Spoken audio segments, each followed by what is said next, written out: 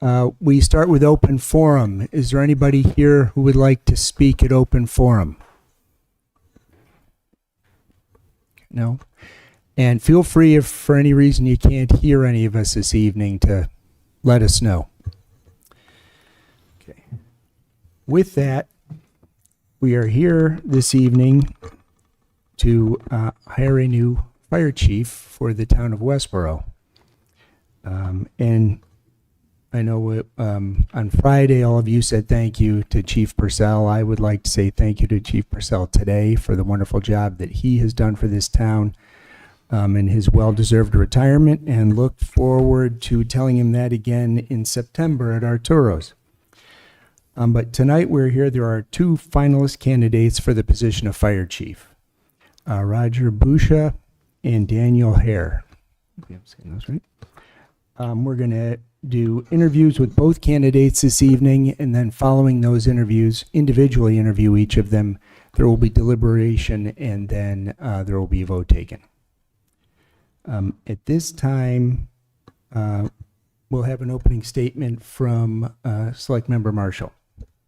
Great, and thank you very much. I'm speaking on behalf of the board tonight just to give the board a reminder of the process that brought us here, and to inform the public as well. And thank you to everyone for your patience while I was stuck in traffic. Okay, so the fire chief search process began on June 9th when the select board considered whether to conduct an internal or external search. The select board voted 3-2 in favor of conducting an internal search limited to current fire department employees holding a supervisory rank. The board then unanimously established a 9-member search committee designed to include municipal leadership, public safety, and fire service expertise and community representation. The town conducted a public recruitment process for the community seats, receiving 6 applications, and the select board appointed the search committee on July 6. The committee included a select board representative, town manager, police chief, community development director, a retired fire chief serving as a subject matter expert, and 4 community representatives, several of whom had specific fire experience. Okay. Sorry, let me just check my notes here. All right. We conducted a preliminary screening on July 21st,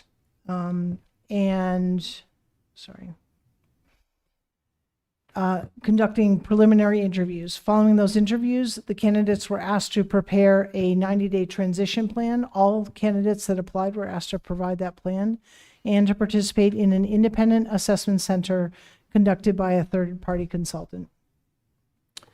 The assessment center evaluated candidates through several different exercises. I'll outline those here. An in-basket exercise, basically simulating the day-to-day demands placed upon a chief. You can think of that as sort of the administrative process and the churn of the day. A personnel role play focused on handling an employee issue. A tactical exercise assessing command and control decision-making during a simulated emergency. And a written and oral exercise requiring candidates to prepare a report and presentation. And I would just share with the board that assessment also was, it wasn't like do this, do this, do this, and those 4 exercises. They were pulled in and out of those exercises, really stimulating kind of the stress of all of those measurements being assessed. So they might be working on the in-basket and then be pulled out to go and work on the command and control scenario. So just for context. Okay. Finally, on August 6th, the search committee reconvened to review the full body of screening materials. Again, so those were the interview materials and the assessment materials, and obviously additional materials submitted by the applicants. And then finally, the search committee selected the finalists being recommended to the select board, which brings us here tonight. The search committee ultimately brought forward 2 candidates, and that is what those individuals are here before the board tonight. And I just want to thank everyone on the search committee for a fantastic job. We worked really well as a group. We had some really healthy deliberations, and it was a great mix. I want the board to know a great mix of participants on that committee, really providing a varied input and perspective on what the new chief should be comprised of. Shelby, thank you very much. Morning, Captain. Thank you. And just saying, final, we have 15 questions here. We are going to provide, in fairness, the same 15 questions to each of the two candidates. There will be opportunities for select board members to ask for clarification, potentially, of a question if they would like. But in fairness, we're going to maintain the same questions for both candidates. And with that, Shelby, I believe you have the first question. Yes, I do. Do we want to ask for introduction for the public. Oh, that's not the first question? well, yeah, I think we'll go with that. Yes, sorry. Good evening.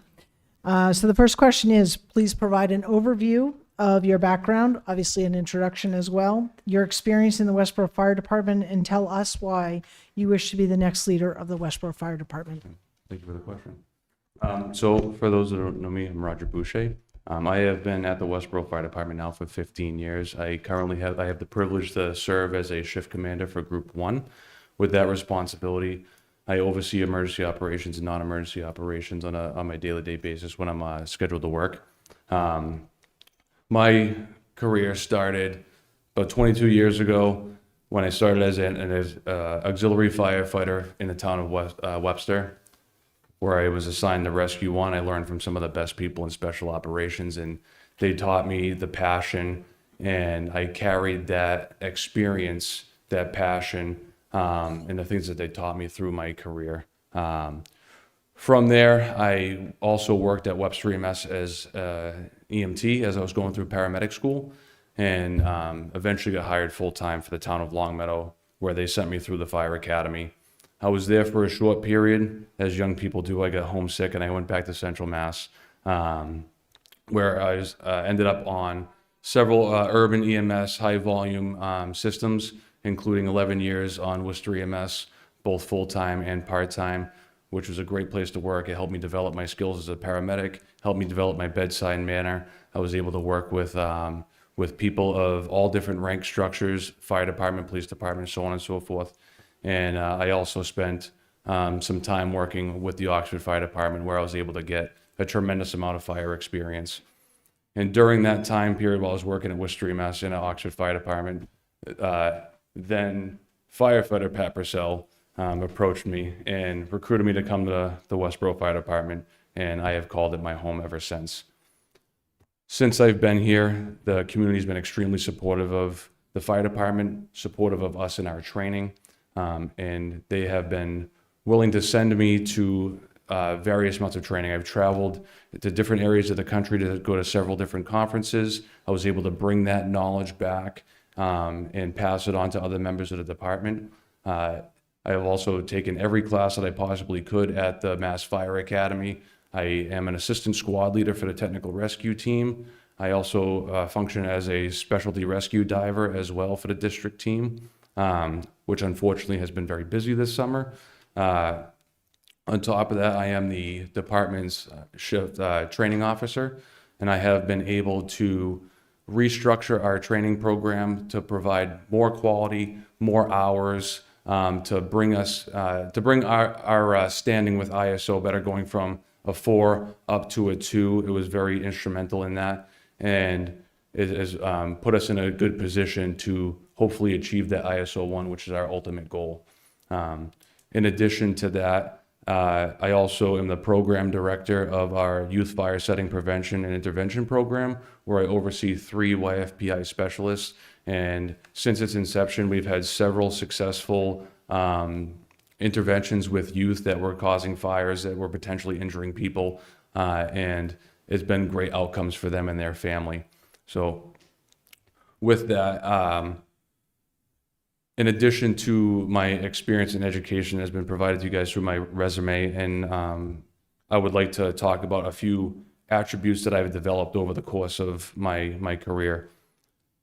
First would be my interpersonal skills. So I've really developed my interpersonal skills over the last 22 years where I have been able to lead through example, right? I'm able to build relationships, long-term lasting relationships, even, sorry, I'm just gonna grab a sip of water.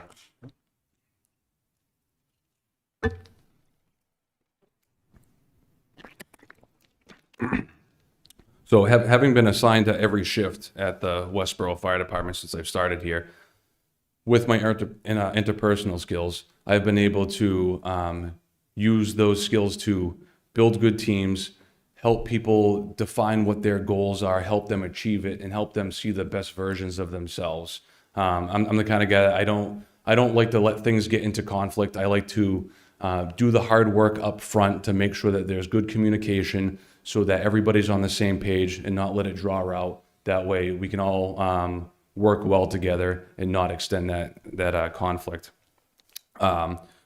Second would be my conceptual skills and my vision for departmental needs and personnel needs. These first two attributes or these skills that I provided you, I feel they work hand in hand where they help me guide other members of the department, help me build those relationships, help me find the best versions of themselves, and also help them, understand and feel a passion for their mission here at the Westborough Fire Department and what they could provide for the community, and also see how they can fit into the bigger picture with the town's goals and the department's goals. And lastly, I would say would be my recognition, prime decision making, and my diagnostic skills. So over the years and through my experience, I have been able to develop kind of a mental library or a checklist that helps me get to the core issues with complex issues or complex incidents, therefore mitigating emergencies and non-emergency incidents through teamwork and communication. Personally, I'm a father of 4 great children. I love watching them grow into excellent people. They test my leadership skills every single day. And I have a beautiful wife who keeps me humble, and she's very supportive for me to chase my dreams and do great things. I'm an avid biker when the New England weather cooperates, which was great today. I actually went on a long ride today, so it felt good. But yeah, I'm an advocate for good mental health and physical well-being, especially in a career like the fire service where it's so important that you have to be in good physical shape. And we also take care of each other's mental well-being as well. So I'm a strong advocate with that and been supportive of our well-being programs. So it's an honor to be here and stand in front of you to present these attributes that I feel would be would definitely help me in leading the department forward. Thank you. I'm going to ask you to go a little bit deeper there, so Yes, sir. feel free to take a drink of water whenever you need it. Just relax. What is one area of leadership that you continue to work on improving, and what specifically are you doing to become a stronger leader? Thank you for the question. So I would say one area that I am still working on would be relaying my ideas and listening to other people's ideas and coming to common ground and realizing that I don't always have the right answer. Over the years, I've definitely worked on that, and I've gotten significantly better. I've gotten better at delegating tasks. And also when people come to me with ideas, even if I have my reservations, I say, you know what, good, you're right.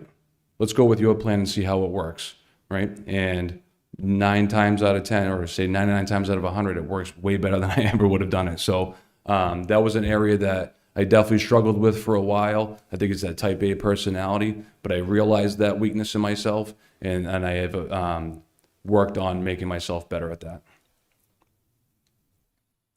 Thank you. You're welcome. And just as a reminder, the questions are there. I didn't know if you saw Oh, okay, them. thank so, you. Yeah. Yeah. We tried to Thanks. not Thank make them you, multi. Shelby, yes. We tried to not make them multi-part this time, but no guarantees. Captain, please describe your leadership style and how your style might influence changes in the current structure and philosophy of the department. Thank you for the question. I would describe my leadership style as transformational. with a little bit leaning towards servant leadership. I believe it is my job as a leader to serve the people that work for me or work under me, right? But as a transformational leader, I enjoy motivating people to display the best versions of themselves, right? Whether it's coming up with projects, if they say, hey, we want to change something on the truck, it's like, hey, awesome, let's talk about it. Show me how it works. Let's present it to the department, right? So motivate them, encourage them, and then we can move forward to start affecting that change. Let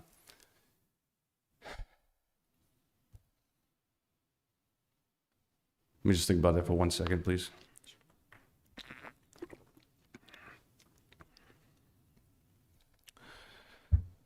So yeah, I would describe it as transformational leadership, where I enjoy motivating people. I enjoy helping them work through problems. I enjoy leading by example and showing that I'm a good role model, and always being a good role model inside work and outside of work, right? Because we're always firefighters no matter what. So if I show that I'm a good role model, that I'm willing to help motivate them, and I'm motivated myself, and I'm willing to put the work in also, like, I'm a captain, I'm a shift commander, but I take out the trash every single morning, and I'm washing the trucks with them. So I lead by example in that. So transformational leadership with some servant leadership as well. Thank you. Welcome. Thank you.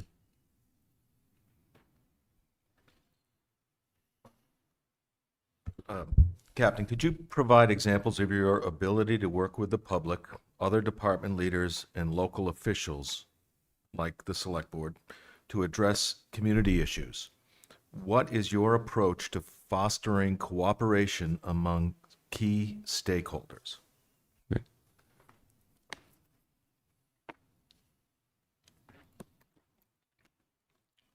I would say some examples of every day when we respond to emergency incidents, we're working with the public. Sometimes it's in their most dire need, that they need our assistance. But beyond that, we do inspections, and I always work with people, and I help them understand that this is code. If we have to ask them to change something, it's not punitive. It's all about communication, right? And my work with the Youth Fire Setting Prevention and Intervention Program has really helped me with my communication with the public and community risk reduction, and working with youth and their families. And a lot of it is contacting different associations or different agencies that could help the families out. So we are constantly interacting with department heads from the state level to mental health. My approach to our stakeholders is always having open communication, building strong relationships, and displaying confidence in them that we are a trusted organization, and that if they need us, they can rely, they'll always be able to rely on us, and that we're always willing to work with them, and that we're not a punitive organization. We're there to work with people. Captain, thank you for being here tonight and putting your name in the hat. Thank you, sir. With examples, share how you would handle resistance to change, both internally and externally. Thank you.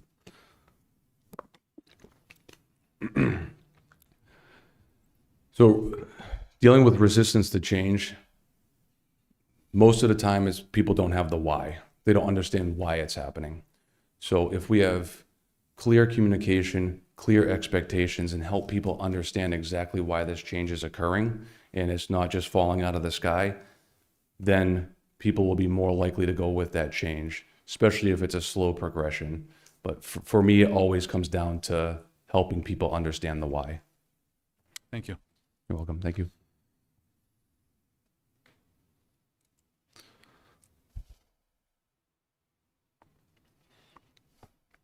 That's me, sorry. Yes. Just making my notes.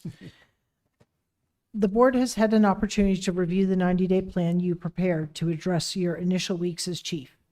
Tonight, we'd like to hear about your long-term vision. Specifically, where do you envision the Westborough Fire Department 5 years from now? And what are 2 or 3 most important initiatives you believe must be accomplished to get there? Thank you for the question.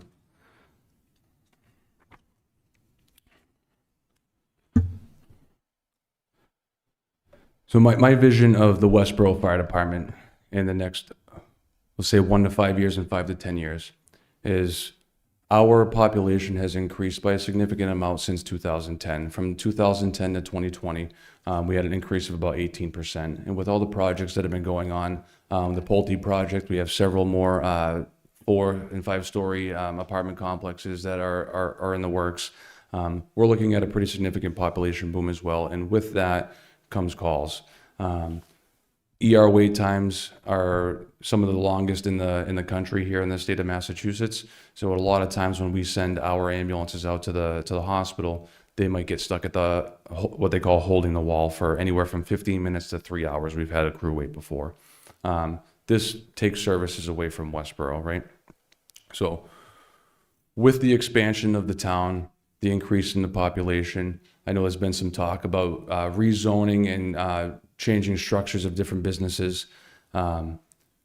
With our limited access highways, we're already have been focused on the potential of Station 2 and running a 2-station staffing model or response model. So my vision that I see is working on collaboration with the town of Southborough. There's already been the talk of the regionalization study that goes through. So if chosen, I would communicate with Chief Puntini. We'd come up with a list of metrics to be studied for that regionalization program and see where exactly we could start sharing our resources before that, maybe sign a memorandum of understanding so that we can share services so that either town's not getting too taxed, right? So my vision would be a slow roll of increasing our staffing levels, increasing our minimum staffing levels in order to support that 2-station response model. Now that comes at a cost, right? So in my staffing proposal that was provided for the assessment center and with my 90-day loop, I provided my thoughts on some different budgetary things that we could do to try to move money around for as little effect on the taxpayers as possible. So I'm just going to refer to the question. I want to make sure that I'm answering your full question.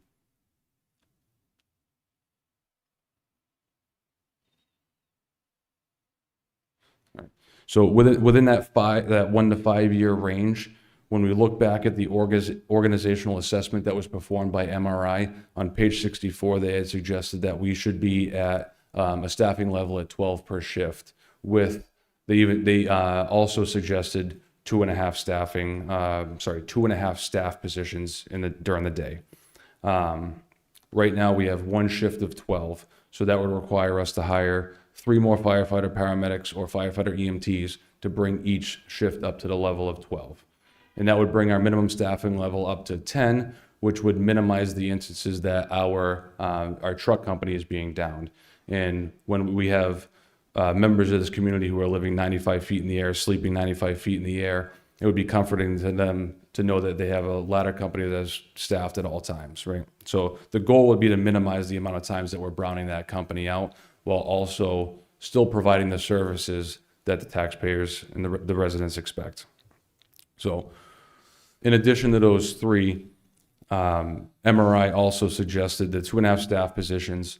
So my proposal and my suggestion would be, like Chief Purcell had said a few years ago, would be to combine those 2 positions, which would be the EMS officer position and the training officer position, into 1 operations deputy position that could oversee both of those operations. And instead of hiring a part-time mechanic like the study had said, we could consider hiring a full-time mechanic that could oversee all of the maintenance for the fire department, the police department, assist the DPW, and the town of Foxborough already runs a very successful Fix-It program where they provide repair services for their mutual aid partners, and it would be a self-sustaining program, cover the cost of that this is all, potential cover the cost of that mechanic, offset cost of our own preventative maintenance, and has the potential for a revenue for the department as well. So, and it would assist our mutual aid partners, because now they're not paying obscene amounts of money to get their apparatus repaired, or sending it, to Windsor Locks, Connecticut to, get brakes changed or whatever. They could just send it to the neighboring community, and we could help them out with that. So that would be my vision for the next 1 to 5 years. On the horizon, we have been talking about the Regional Emergency Communications Center. Right now, we run a communication center out of the fire department. We have line items in our budget right now that handles those dispatchers.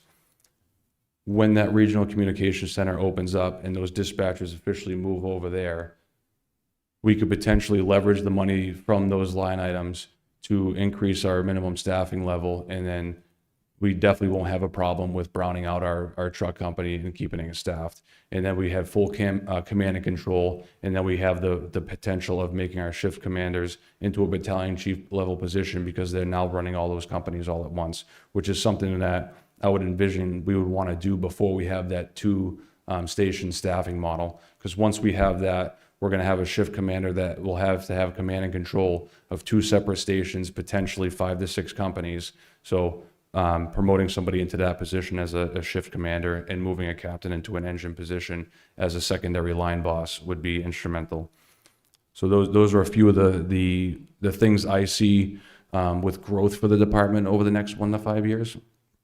And then talking further, expansion with Station 2, again, looking at our options to limit the amount of burden on the tax base. We would look at it more as like as an investment, and looking at whether it's leveraging our ambulance billing and the Mass Pike billing and hazardous materials response billing. If we were to set that up into an enterprise account to offset the cost of some of the staffing positions, that's a potential as well. I have all that stuff listed in my staffing proposal that I could provide for you guys as well. Yeah, just one specific follow-up, if you don't mind. Can you tell us your thoughts and plans for the town to achieve an ISO 1 certification?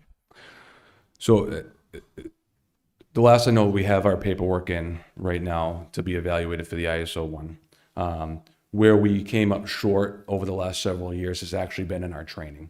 So as the training officer, when I was able to restructure our training, utilize our First Due software to better track our hours, and then accurately code exactly what we were doing, because that's what it came down to. It's not that we weren't doing the training. We had the hours of training. It just wasn't coded appropriately. So that was one of the things that was very instrumental for me when I went down to FDIC a couple of years ago. I sat through several of their fire officer and their training officer courses, and it broke it down exactly what we needed to do. So when I came back from that, we were able to sit down with our training division, implement some of these things, and then we started to accurately record exactly what ISO was looking for. So the last I had heard is all of our paperwork is in. I believe the next step for that would be to have a site visit, go through our equipment. Basically, they're just going through a checklist of all of our equipment to make sure that we have all of the stuff that they require for that ISO rating. So we were very, very close to getting it the last time Chief Purcell presented it to you. I think we might be there. I don't want to count the chickens first, but I could say that the big thing was the training, and we were able to restructure it and accurately document it, and we sent them all that stuff. So I'm hoping that is what gets us there. Thank you. Yeah, thank you. Captain, I think you answered some of this already in this last question, but I'll throw it up. But how do you plan to balance the needs of the fire department, including addressing critical apparatus, facility, or staffing needs, with the broader strategic goals and budget limitations of the town? Thank you for the question. When it comes to the limitations, it would be my job to not only be an advocate for the town, but be an advocate for the department, right? So that would be a time when I have to sit down with the select board, with the town manager, explain exactly what we need, in order to maintain our operational readiness and not affect our staffing levels. If it came down to budget restrictions or a request of a reduction, we'd have to sit down, we'd have to prioritize exactly where we could cut without affecting those operations and without affecting staffing level. Because that's the important part, right? We want to make sure that we have the people to make sure that the trucks roll out the door. In addition to that, we want to make sure we have enough people to roll the ambulances out the door. Not saying this is the only thing that we should focus on, but the ambulances do provide a revenue for the town, which offsets the budget as well. So if we don't have the people, we don't have the revenue. So we'd have to sit down and have a conversation, see where we could prioritize and trim the fat without affecting those things. Thank you. Captain, how will you develop future leaders within the department, and what does succession planning look like to you? First and foremost would be lead by example, right? That's part of that transformational leadership. If I am a good role model to them and I show them what good leadership is, and also recognizing that leadership is a practice, just like practicing medicine, right? I'm not perfect at it. There's sometimes I make a mistake, just like physicians make a mistake sometimes. But what I do is when it comes to developing good leaders is I empower them. And what I mean by empower them is I give them the opportunity to take the stage and show what they have, right? I encourage them to take that first step forward and lead by example. If they have an idea, hey, let's run with it and see what happens. You're running the training today. So I'm just going to take a look at the question. I'll make sure I answer all of it for you. Exactly, that's what succession planning. It's something that I've actually been working on with the training division right now as well, because I know I'm not always going to be the training officer. So I bring several of the lieutenants in, and I get them very much involved with what we're doing, how we're keeping track of our record management system, how we're logging the hours, how to create the outlines, how to present the material, right? And then also encourage them to take classes. I have had the privilege of working under a fantastic mentor in Chief Purcell, who always encouraged me to go to these different classes. In fact, sometimes he would throw a pamphlet on, like, hey, this class happens in November, clear your schedule, you know? And it's like, you know, it was instrumental for me to be able to have the opportunity to go to those classes and learn from world-class leaders from not just the state of Massachusetts or even, you know, from New England, but from all over the country.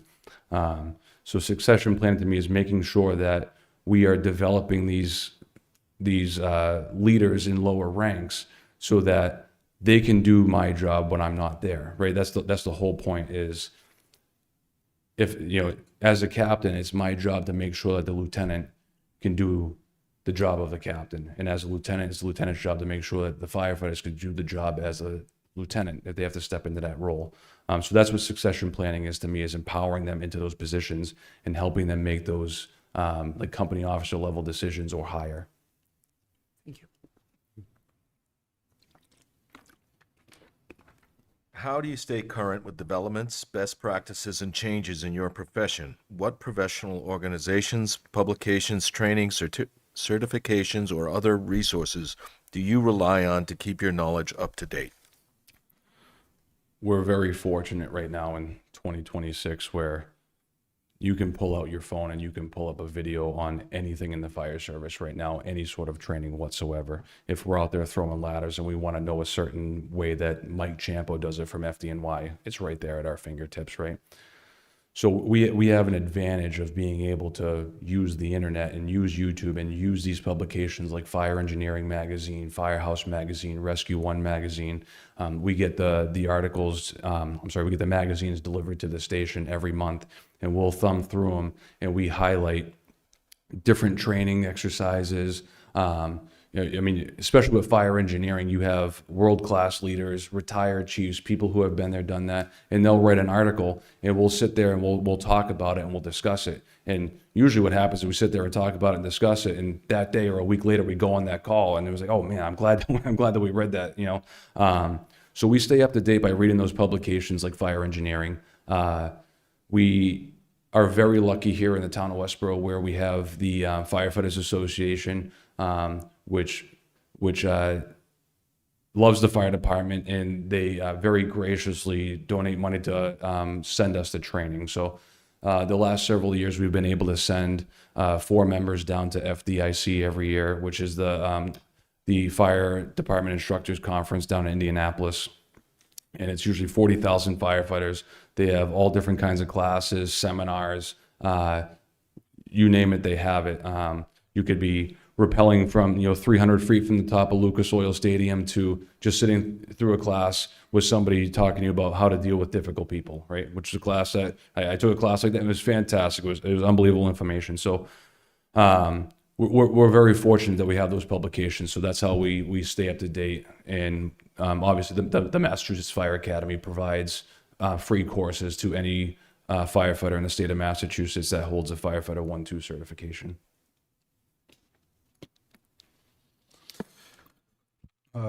Please discuss an emerging trend in the fire service or EMS that you think could significantly impact Westborough.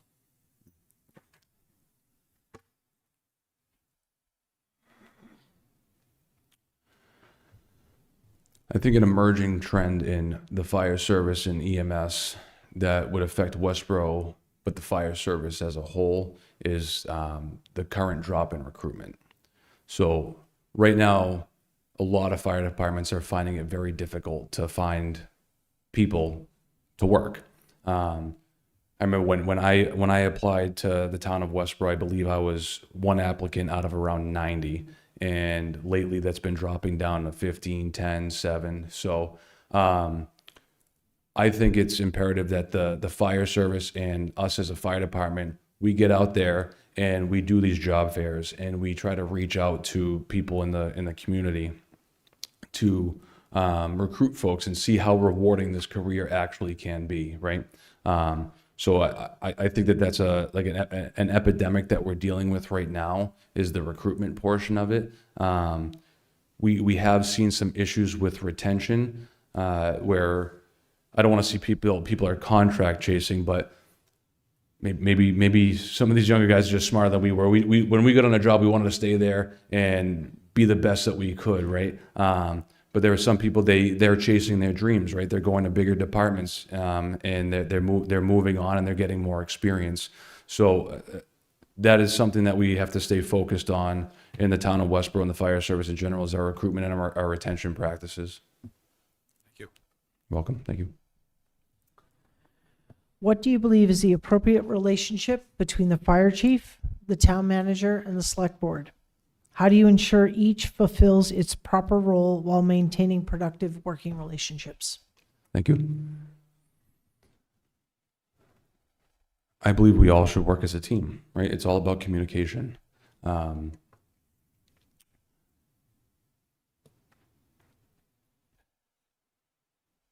me think about that for a second. I just want to make sure that I'm answering your question appropriately.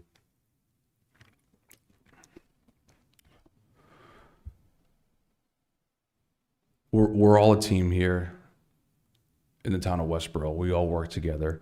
Part of that is having good communication, but also being able to have accountability with one another, right? Just like having a good friend, where if somebody's making a mistake, it's our responsibility to make sure that we are holding that person accountable respectfully, right? So that's the relationship that I feel that the town manager and the board of selectmen, the select board should have, is just open communication, but being open and honest with each other and holding each other accountable. Thank you. You're welcome. Captain, how would you handle implementing or following a select board policy or directive, or supporting an initiative the board is highly invested in and that you did not agree with? I'm sorry, do you mind just asking the question again? I didn't hear the whole thing. Sure. How would you handle implementing or following a select board policy or directive, or supporting an initiative the board is highly invested in that you did not agree with? Thank you for the question. The first thing I would do is have a discussion, and so I understood the why behind why the initiative was being put out. If I understand the why, it would make it easier for me to implement it, right? at the end of the day, decisions have to be made, policies have to be made, and initiatives have to be implemented. For me, it's a lot easier to move those initiatives forward if everybody understands exactly why that initiative is being put into place, right? If it is a blind policy with no explanation, going back to the question about affecting change, people are going to be resistant to that when they don't understand why it's coming out. It's just showing up. So for me, it would start with a simple discussion so that I understood the why behind the board's decision or the town manager's decision, so that I could then relay that forward and be supportive of it. Okay, just if I could follow up, so thank you for your answer on the why, but say we give you the why, but you as fire chief say, I just don't agree with that. How would you handle that with the board? If I don't agree with something, again, I would have a discussion just to make sure that I understood the why, but then if it's an initiative that has to be implemented, the initiative will be implemented, and I would make sure that I looked into all of it to understand why exactly I felt I was so resistant to it, because maybe I just didn't understand it at first, and I would come around. But if the select board and the town manager came out with, this is something that needs to be implemented, it needs to be implemented. I might relay if I have any reservations about it, but at the end of it, if it's something that needs to be implemented, it will be implemented, and I would do my best to advocate for the town and or the department. Thank you. Welcome. Residents increasingly expect their fire department to be visible, approachable, and engaged beyond emergency response. What role do you believe the fire chief should have in community engagement, and how will you ensure the department reflects that philosophy? Thank you for the question.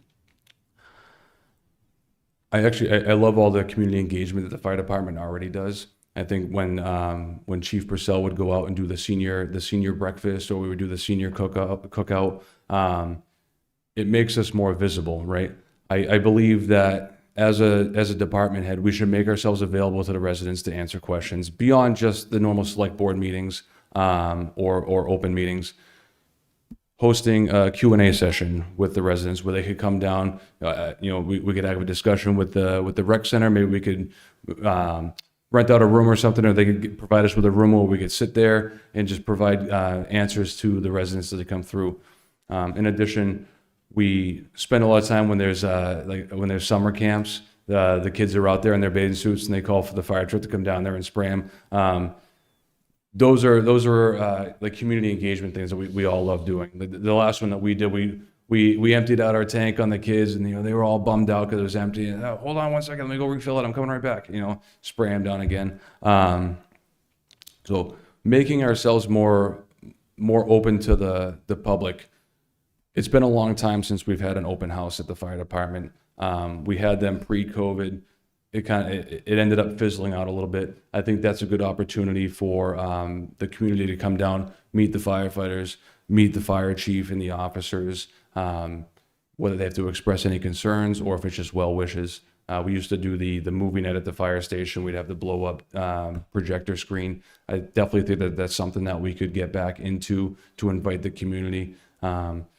With us being here in the center of town and being right there, people kind of gravitate to that fire station, to the fire department. So making ourselves more open and available to them.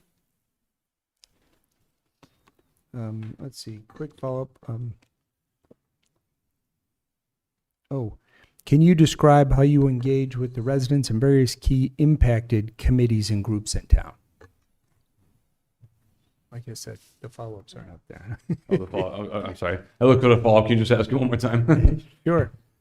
Can you describe how you engage with the residents and various key impacted committees and groups in town? Thank you for the question. For me, not being a part of the Fire Prevention Bureau, my access to the public, or I shouldn't say my access to the public, but my communications with the public in different organizations has been primarily limited to emergency response. However, with the youth fire setting program, it has given me the ability to speak with members of different communities, and whether it's religious leaders or mental health leaders in the community. I want to make sure that I'm answering you. Do you mind clarifying the question again? I apologize. Yeah, no problem. And it's really just sort of how will you engage with sort of these key impacted communities and groups in town? Yeah. That's been my primary involvement, has been on emergency response so far. So unfortunately, I don't have a lot for you with the key impacts.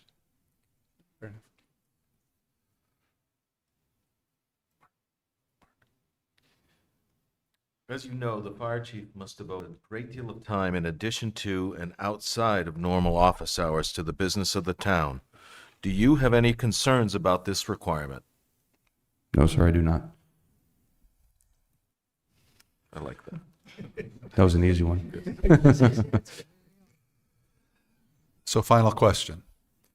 Do you wish to elaborate on any of the answers you've provided tonight, or is there anything else you would like us to know as we consider your candidacy?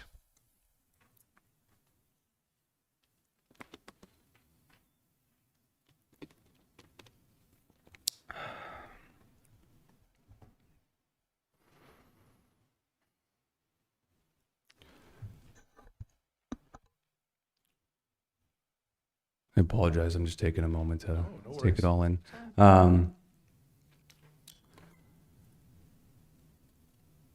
15 years ago, if you'll indulge me for a minute, 15 years ago when I was given the opportunity to come here to Westborough, I immediately found my home. And the town, the community, the residents there, it was so warm and it was inviting, right? And I saw I saw how much they appreciated the fire department here, because I've seen the opposite side of that, right? So the residents here have been extremely, I don't even know the word to describe, but their support has been unparalleled to anywhere else that I've seen, where they invest into their firefighters because they want us to be the best, right? They expect us to be the best. So when I come to work every day and I see the firefighters that work for us, they're out there training, they're checking trucks, they're making sure the equipment is ready to go. And us as an officer corps, we never have to ask them to do that. They know, they understand their mission and they're dedicated to this community. It warms my heart when I see that, because I understand my mission and I am extremely proud to be a Westborough firefighter. I've been here, like I said, I've been here for 15 years, and every morning when I have to come into work, I have a smile on my face, and I am excited to be with the men and women on my shift. So I don't think I'm answering your question all the way, but I just wanted to relay that all of the attributes that I have learned, all the skills that I have developed over the last 22 years that I've been involved in the fire service, I dedicate that time and all those skills to the Westborough Fire Department in the town of Westborough, because I want to see this community flourish and I want to see the fire department flourish as well. Thank you. Welcome. Thank you. And I guess I said 15 questions, but one more, and that is, do you have any questions for us? I do, if you don't mind if I refer to my notes here. I just have two questions. From the perspectives of the select board and town manager, what does success look like for the fire chief in the first 3 to 6 months, specifically regarding organizational culture and relationship building? What was the last part? Relationship building. Relationship building.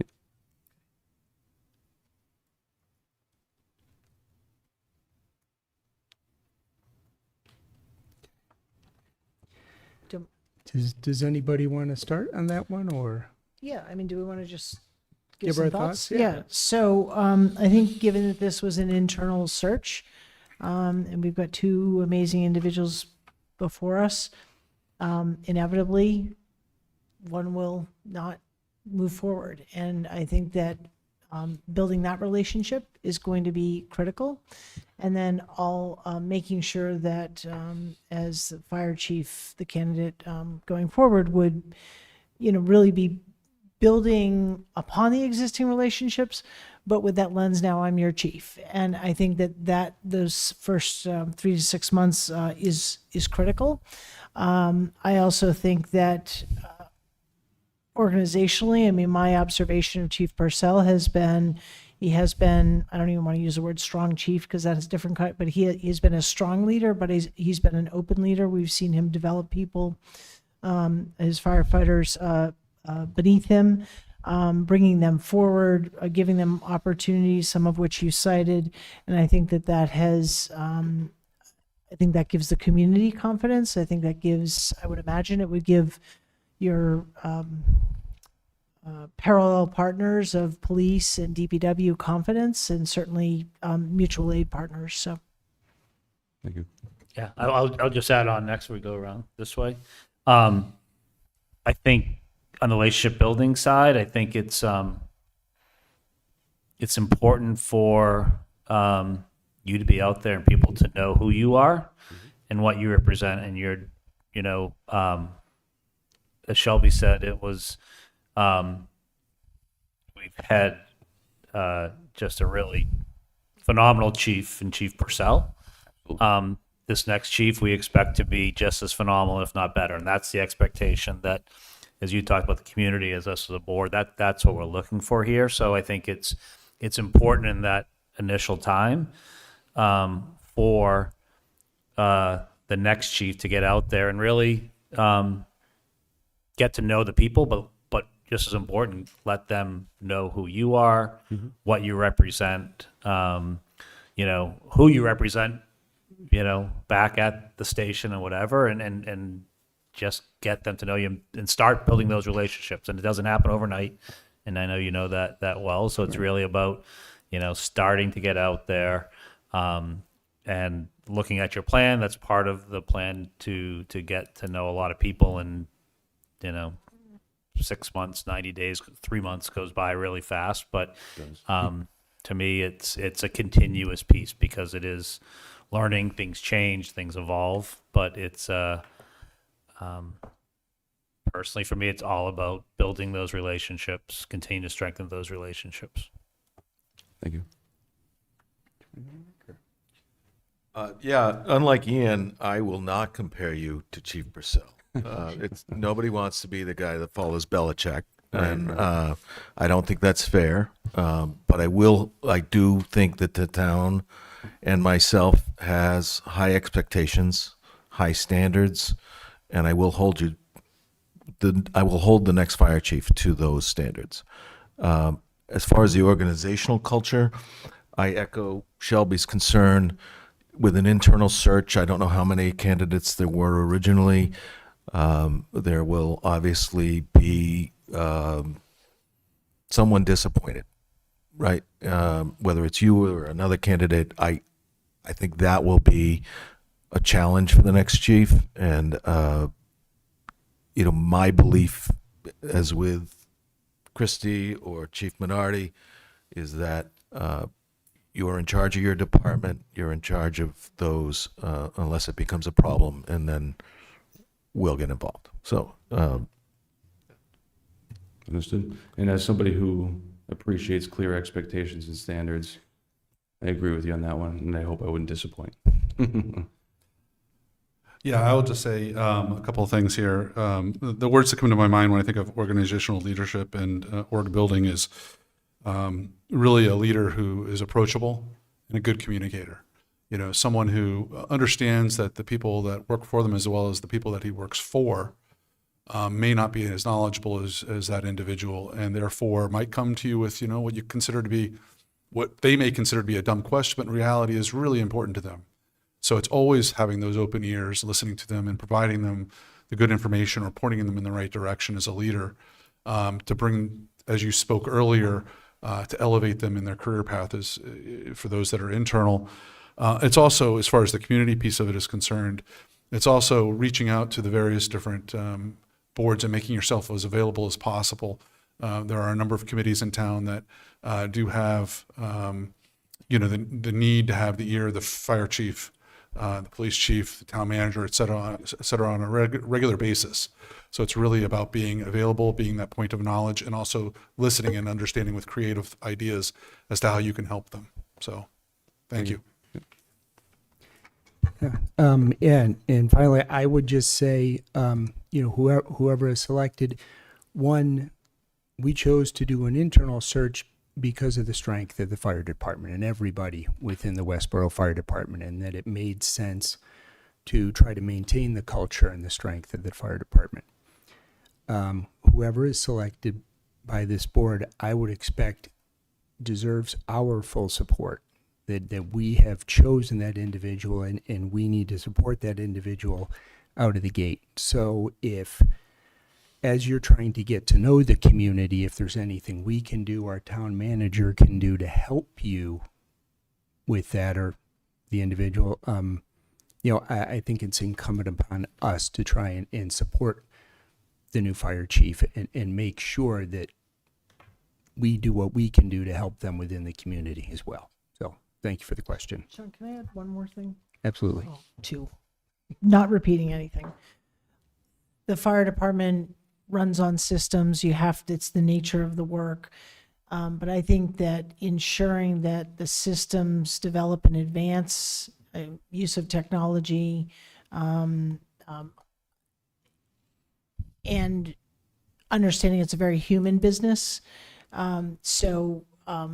In terms of organizational culture and structure, but continuing to build on the systems that are there, I think are essential. And then the other piece of this, recognizing our own chain of command, through the town manager and the relationship with the fire chief. I think it's important that that there is a relationship with the board and individual board members, that we have we're not strangers to each other, but yet still recognizing that balance of the relationship of the three-legged stool, so to speak. Understood. Yeah. Another question? Just one more, if you don't mind. If I am chosen to lead a department and serve as your next fire chief, what is one major goal or initiative that you as the governing body and management team hope that I could help accomplish for the betterment of the fire department and the community? We have to debate that now. Yeah, that could be a long one. Yeah. Give us a second, please. Because I guess we should only give you one, right? Is it? Just one? Yeah. Implementation of all You can the give me a initiatives. list. I got a lot of paper here. Do you want to start down there? Well, I think one of your immediate goals, which I didn't honestly see highlighted in your 90-day plan, was grasping the budget and preparing a budget for really, you're going to have to hit the ground running on that. So I know that's not a major goal, that's an annual goal, but I'd love to hear your thoughts on that because I'm not clear at this point on how much experience you have in that. Understood. Would you like me to answer that question now for you, sir? Sure. Well, everyone else is thinking. Sure. So my experience with budgeting and capital improvement is limited.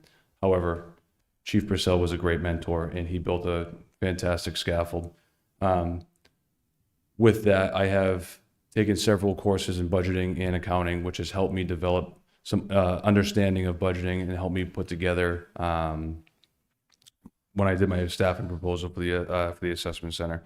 So I have an understanding of it. I'm a fast learner, and I'm always willing to accept the challenge. And I'm not afraid to ask for help if I needed that. So I would leverage the expertise of the finance department and or utilize FCAM's fire chiefs mentorship program and or call Chief Purcell to help me out. But it's certainly something that I have an understanding for, and I'm willing to learn and develop it further. I'll give it a go. So I would just say in general, there's a number of initiatives which some of them you spoke about tonight, whether it was the rec or the substation that is being developed conceptually. A new organization that you would be leading. These are a lot of big balls to be juggling, right? And I think that is the biggest challenge you're going to have is really working through all of that. The budget, the budget season starts for us here in the next couple of weeks. So it's a tall task. And I would look for you to work your way through that. You're certainly going to need some help. Nobody knows everything. So you are going to need some help through that process. And I think that's, I'm looking for somebody who can get through that without getting frustrated in themselves, but really seeing that, hey, I can get through this and I can make a difference here and be successful for the town and for the department. Thank you. Yeah, I'd just add on to that because Patrick, I think you nailed it in terms of what's there. And I think what I'd go on, I think the one you didn't mention, well, two you mentioned, regionalization is something that's out there. Then the ISO 1, which you talked about. But they are a number of really large initiatives. Expectation here is for the new chief to come in and, evaluate it and prioritize and figure out, are those the right steps for us to be taken as the new leader of the department, how you would handle that. And is there something else that takes priority? I don't know. We don't know. We're not fire professionals. The town manager's not a fire professional. We look to our fire chief and our leaders for that. So it is that two-way street, the communication you talked about, but there are some big things I think that we're excited about, but we're also nervous about as leaders, but also being taxpayers in the town and representing the residents who are concerned about their tax bills. And these are, a lot of some of these are big initiatives to take on, and understanding that, taking ownership of that, of what you're going to come through, not just because it was there before you, but now you or the next chief has to take ownership for that and lead it forward. So our expectation is that you are fully committed and that it is your priority to take forward as a town. Thank you. Sure. No, and it's interesting, right? So, to my understanding, there is no fire regionalization in the state of Massachusetts. Like Chief Purcell and the chief from Southborough sort of came up with this idea to look at it, right? And now it's sort of it's going to be dropped in the, in a first year fire chief's lap. So that's kind of a big one. And, I'd be surprised if it's we're full speed ahead on this, but I think we still want to do the study and find out what we can find. For me, I think the second substation is the biggest thing, and I think it's necessary. I think it's also necessary for us to try and see what we can do to do it in as cost-effective a manner as we can, right? And I don't know if that's possible. But I mean, for me, in the long term, I think that's the biggest thing I see. So, thank you. Thank you. And I think the fortunate thing is with how close we are with Southborough, and we do resource share as is right now. I've developed a good relationship with Chief Puntini already, and we have been in conversations about different things already. So, Excellent. Yeah, hard to pick just one. So I'll just very quickly list a couple. One is, because I can. So I think building a bench, succession planning is essential. This board has demonstrated a strong desire for that to be the case throughout all the departments in the town. And so I think that that's important. It speaks to, you're going to have a lot to do if you're the chief, and you're one person, and there's, last I knew, only 24 hours in a day. And so succession planning and delegating and elevating is I think is critically important for the next chief. Cost of equipment wasn't discussed tonight. Chief Purcell comes to us with some incredible presentations and incredible numbers over the years. That's something that related to the budget that's going to have to be factored into, and that planning and working with the capital expenditures plan. The substation, I would echo what Sean said, and then also interdepartmental relationships. I think that, again, big shoes to fill, great role model, but you're going to have to set your own tone. And you probably have a lens to some things that you think could improve, and finding your voice in that process, I think is going to be both an opportunity and a challenge. And I think that that's important for the next chief. Thank you. Yep, and thank you very much for Thank you being so here much. this evening and putting your, Thank you.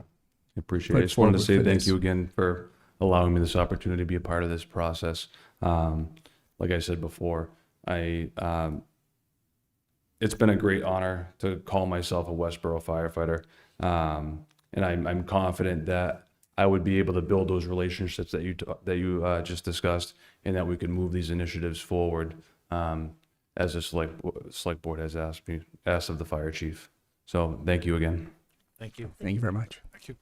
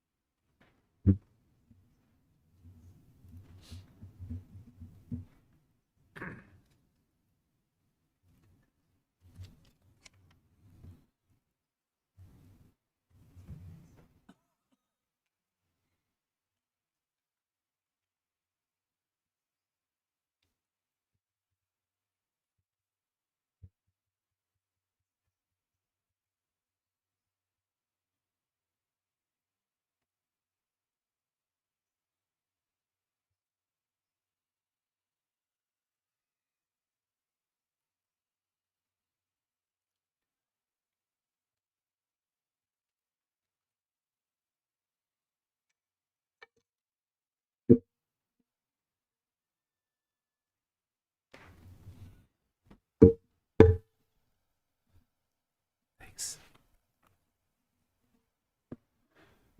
Good evening. Good evening. Welcome. Thank you. Keep this handy. Yep, and thank you very much for being here this evening and for putting your foot forward for this opportunity. We have 15 questions for you this evening, the same 15 questions we just asked. I guess the first one begins with also your introduction, so and I'll let, shall we take it away? Okay, great. And all the questions are available there, so don't hesitate to turn and take a look and Thank you. settle in with us for a little bit. So Sure. welcome and congratulations for making it this far. Thank you. So the first question is, please provide an overview of your background, your experience in the Westborough Fire Department, and tell us why you wish to be the next leader of the Westborough Fire Department. Sure. I would just like to start by saying that I'd like to thank the board and the search committee. The board's decision to stay internal has had a real positive effect on morale. It's tangible at the station. And then just to the search committee, their time and effort, it was a very fair and well-run process. So I'd start with that. I'm Daniel Hare. I've been on the fire department since 2002, about 25 years. I grew up in Sterling, just north of Worcester. I'm one of 4 kids. As a young guy, I was always intrigued to go down to the fire station with my parents. They had big glass doors, and I saw the fire trucks. I knew someday that would be an opportunity for me. So growing up in Sterling, I had an opportunity to get on the fire department very young. At 14, I was able to join and start training through high school. Through my high school years, I kind of realized that if I wanted to be busy on the fire department, I had to get involved with the ambulance service. We had a volunteer ambulance service at the time. So a senior in high school, I attended EMT school at Quinsigamond Community College and got my EMT. And I just kind of hit the ground running with my EMT. After high school, I went on, worked full-time as an EMT, discovered that if I wanted to be a good practitioner, I needed to go to paramedic school. So after a couple of years of working as an EMT, I got my paramedic. I did my paramedic training in Worcester at Quinsigamond, got my associate's degree then. Actually, during my internship, I was out in Marlborough responding to calls daily in Westborough during my ride time, and that was my first introduction to Westborough Fire. And that was sort of before they had paramedics. And then my goal was at the time to become a paramedic in Worcester. There's a busy system, so I got experience in Metro Boston.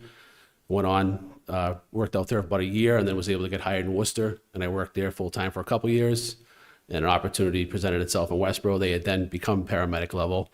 So I joined the fire department in 2002. And then I just really hit the ground running. I took advantage of the education incentives. I went back to college. I got my bachelor's degree, continued on, got my master's degree after that. I stayed active in my call department where I lived at the time in Sterling, and I promoted to lieutenant with them before I did here. So like in 2012, I promoted to lieutenant with Sterling, and then in 2016, I was able to promote to lieutenant here in Westborough. And then just kind of taking classes at the fire academy and bettering myself, I was able to get my fire officer certifications 1, 2, and 3. And then in 2020 or 2021, I promoted to captain. So I've been in an officer role for about 10 years now. And then over the last 5 years as captain, kind of got more involved with the command staff, with the chief, doing stuff around the budget, doing things with, I was able to assist with grant applications. I organized training for active shooter and got reimbursement funding for that. I was able to get like $20,000 back from the government to help put everybody on the department through that training. And then just, overall, over the last few years, I've just been really paying close attention to what's going on with town government. I glue myself to the government channel. I watch a lot of board meetings. It's very exciting. Last year, I attended the budget summit with the chief and the deputy, but I've been tuning into budget summit last couple of years just to get an understanding as to how the town operates. So it's been interesting. Last year, myself and a couple other officers had the opportunity to work on the capital plan. We actually revised our ambulance purchasing because it's just like the pricing's gone through the roof, and then the time to produce an ambulance has gone through the roof. So our old plan wasn't working. Our mileage is through the roof on these trucks now. So we actually revamped the plan, and it looks like it's going to be better for us. So that's, in a nutshell, that's me. I'm excited to be here tonight. Thank you. I don't know if you hit on it, but the last piece, the why you wish to be the next leader. Yeah. Oh, thank you. Sorry, so it was a multiple part question. Yep. I just wanted to. I think throughout my career, I always set that goal, like someday I'll have the car in the driveway, I'll be the guy running the show. I just have a lot of people in my network that have always said, hey, you're the guy. I think it's my personality, the way I deal with people. I'm a friendly, easygoing guy until you have to be the other guy. But I'm direct. I'm not a grudge holder. I've developed followership over the years wherever I've been. Whatever group I'm working with, I've always done well with people following me, wanting to work on my shift, wanting to, excited when I pick up an overtime shift. I can remember being a firefighter, a young firefighter in Westborough, showing up for a fire from home, and people being like, thank God you're here. And I wouldn't say I'm God's gift to firefighting, but I just have that presence where people believe in me, and that's pushed me along the way. So those are some of the reasons why I think I'd be a great choice for your next fire chief. Following on to that, what is one area of leadership that you continue to work on improving, and what are you doing to become a stronger leader? I consider myself a transformational leader. I think I take constructive criticism very well, and I'm a very direct person. So one of the areas I've worked on is that not everybody takes constructive criticism the way I do. So trying to meet people where they're at. And I think, in the early years of being a captain and a shift commander, I had to learn those lessons. And I was blessed with having lieutenants that worked with me that said, hey, Cap, you're coming on a little too strong today. Like, is everything okay? And I've had to dial that back a bit. And that's an area where I've improved. I think I was a little too direct sometimes, or not taking into consideration where people are at. Thank you. Great. Please describe your leadership style and how your style might influence changes in the current structure and philosophy of the department. Sure. So I was saying before, I believe that I'm transformational. And I think at this point, we're transitioning to new leadership, perhaps new policies. I have a goal to come up with a kind of a rule book. We would call it like a book of general orders. We have a lot of things that kind of fall outside the policy, but they need to happen every day.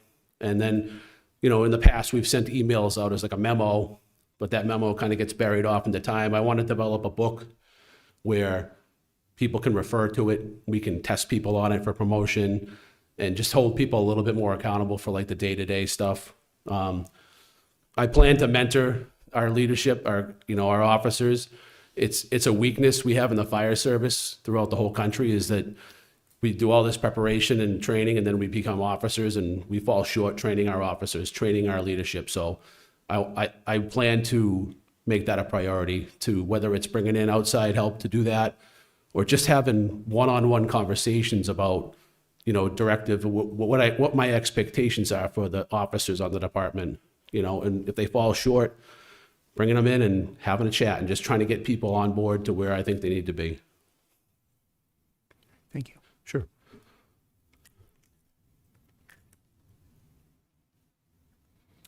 Can you provide examples of your ability to work with the public, other department leaders, and local officials, including the select board, to address community issues?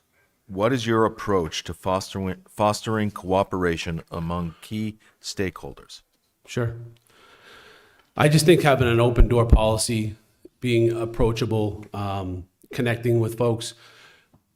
I love the community activities. When you're on shift, you don't always get to participate in the community activities because I work the 24-hour schedule. So I'm here 8 days a month. So if it doesn't fall on a given day, it's sometimes the opportunities aren't there. But whether it's fundraisers or, a community breakfast at the senior center, I recently attended the farmers market. We sprayed the kids down, but I got an opportunity to meet with some of the other key groups in town. Community Connect was there, Westborough Community Connect.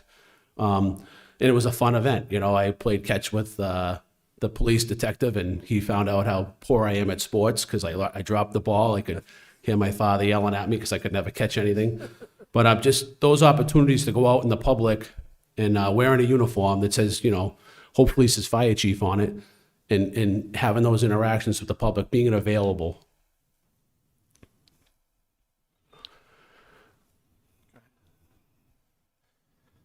With examples, share how you would handle resistance to change, both internally and externally. It goes back to communication and making sure people understand, whether it's the firefighters or the public, make sure they understand the need for change. With the firefighters, recently we've been talking about regionalization, and depends on what day of the week it is at the fire station as to whether people are excited about that or not excited about that. But it's equalizing the communication cells within the department. We're studying it. We don't know what that's going to look like yet. And it's important not to get ahead of ourselves. And in terms of examples in the public, I like to use the example when we do community, doing code enforcement perhaps. And we used to do a lot more company-based inspections in facilities, but not just telling people, hey, this is wrong, but taking the time to explain why it's wrong, or why it's important to the fire department that the exit lights illuminate when the power's out, or, you know, just really reiterating the need, not only for the people in town, but for the firefighters that go into these buildings, why some of the codes are important. So I think just communication and collaboration and good listening.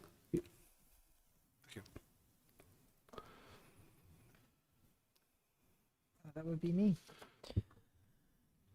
The board has had the opportunity to review your 90-day plan that addresses your initial weeks as chief. Tonight, we'd like to hear about your long-term vision, specifically where do you envision the Westborough Fire Department 5 years from now? And what are 2 or 3 most important initiatives that you believe must be accomplished to get there? Sure. So sort of first and foremost, we're working on the regionalized dispatch center. And a lot for us, you know, that needs to get accomplished. We're going to study regionalization, which would follow suit with the regionalized dispatch, perhaps. 5 years out, I mean, I've been here for 25 years, and for the last 10 years, we've been talking about the need for a substation and growing the department. You know, COVID hit, the economy hasn't been great for that. We've been kind of back and forth with the Commonwealth over a piece of land. In 5 years, if things go really well, I would envision a substation being built. I would envision some growth. My understanding is we continue to build, you know, retirement communities in Westborough. There's an impact on the ambulance service, so we can only do so much with what we have. I would say 5 years from now, I would like to see the substation being constructed and some growth to the department. We're on the cusp of ISO 1. We're very close on that. That would be something that probably would be accomplished easily in the next 100 days. But in terms of 5 years, you know, things like integrated community health. I'm not sure where that's going to land with the fire service. I'm not sure how we're going to generate revenue from it yet. But if we can, you know, we could play a role in that, and that would be decompressing the emergency rooms. Right now, we're going out to people's houses and they might have a relatively subacute issue going on, but because of the legality of everything, we have to transport them to the emergency room where they could sit for 14 hours in a waiting room. If we had integrated mobile health and there was a way to do it with the fire service and maybe generate revenue, we could be part of the solution to a major problem in healthcare. There are private hospitals that are doing this, but there aren't a lot of examples of the fire department doing it. But that's something in 5 years that could be exciting for Westborough to be part of. Okay. And there was a follow-on question, but you mentioned the ISO 1, so. Great. Captain, how do you plan to balance the needs of the fire department, including addressing critical apparatus, facility, or staffing needs, with the broader strategic goals and budget limitations of the town? I think you just have to, as the department head, you have to realize that we're not the only department in Westborough. We have a new building. We have a lot of really nice apparatus. So we might see something that we think we need, but there might be another department in town that has a greater need. And I think through collaboration with other department heads and the town manager, we have to balance that. Certainly, I recognize that there's other important things going on in Westborough besides the fire department. So we just do the best to work with what we have. You know, I always think, you know, try to get an initiative passed or get something new. But if we can't do it, then we're just going to do it how we did it yesterday. And we've been successful. So we're always trying to make ourselves better. But if there's other needs and we can't get what we need right now, then we wait, you know, and it would be my job to satisfy the firefighters or whatever on my end. And at the end of the day, we're like an insurance policy to the town. So I just have to make sure that I provide you folks with the right data so you know the risk that we're taking. And then we make a joint decision on passing over a potential, you know, something that we think we need. In waiting, you know? Great, thank you. Sure. How will you develop future leaders within the department, and what does succession planning look like to you? Well, I'd like to see any of the officer corps that wants to promote up, whether they're lieutenants or, you know, trying to be captains or whatnot. You have them attend conferences. We routinely attend the Chiefs Conference in Worcester every year. The Massachusetts Fire Chiefs holds their conference locally in Worcester, so that's easy for us. There is a cost associated with it, so we've had to balance that over the last couple of years as we've been trying to satisfy ISO 1. There's some training components that cost money.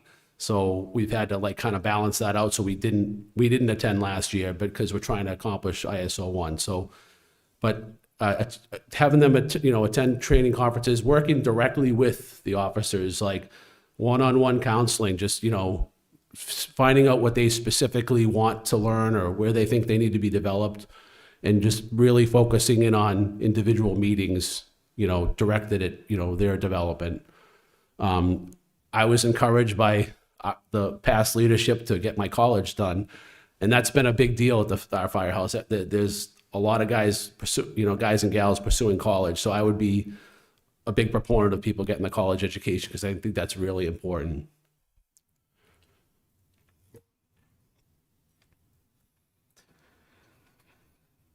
How do you stay current with developments, best practices, and changes in your profession? What professional organizations, publications, training, certifications, or other resources do you rely on to keep your knowledge up to date? Sure. So I subscribe to Fire Engineering, which is one of our trade journals, and they have a very thorough website that goes along with the subscription. So you get the magazine, but they have just endless power. I'm trying to come up with the word. YouTube videos, etc., on training. Podcasts is what I was going for a moment ago. So that's one of the big ones that I like right now. But YouTube in itself, there's just so many successful battalion chiefs and fire chiefs across the country that have developed podcasts on YouTube. And you could just spend hours of time watching videos and getting great advice from people all over the country. Certainly as a union firefighter, the IAFF has tons of resources. If selected as your fire chief, I would look to join the International Association of Fire Chiefs. Again, another big resource.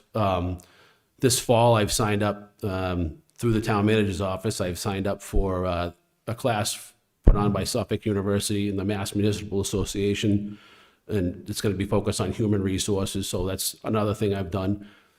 Chief Purcell, as a parting gift, signed me up to go out to a conference that's being held by our records management company out in, it's going to be in, I'm trying to think, Tennessee or something, but that's coming up in September. So just trying to stay current with, conferences. I would plan to attend the Chiefs Conference every year to stay not only to stay focused and stay on top of the newest information, but last fall I was able to get credentialed as a fire chief, and there's a process that I have to maintain that. So I have to go to conference and get points and keep that certification up.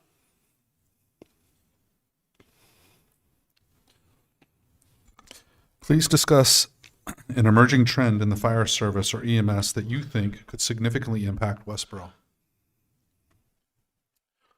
Well, one of the biggest problems we have today is recruitment and retention. And actually, recruitment is not a huge issue for us, but retention has been. When I was young in the fire service, you were just lucky enough to get a job. It's very competitive. Today, folks, once they get their paramedic and they have academy training, they kind of can go anywhere they want. And whether it's a generational thing or not, people are always looking for the greener grass going elsewhere. And we've had people come and leave and come back, but we just don't have as many people interested as we once did in doing this job. I often wonder if it's, when I was a kid, if I saw an ambulance or a fire truck, I was just so excited. But these kids today are on their iPads and stuff. I don't know if it has anything to do with it or not, but I think of ideas where we could get into the job fairs again, get into the high school, the area high schools, the trade schools, and set up a table and just tell people about our job. Because I just don't think people know. I don't think the kids today know what we do. And in Westborough, maybe getting into the church groups, just trying to get into different populations and telling them what we do, and telling them the benefits of the job, because it's an awesome job, but we don't always do a great job of advertising that.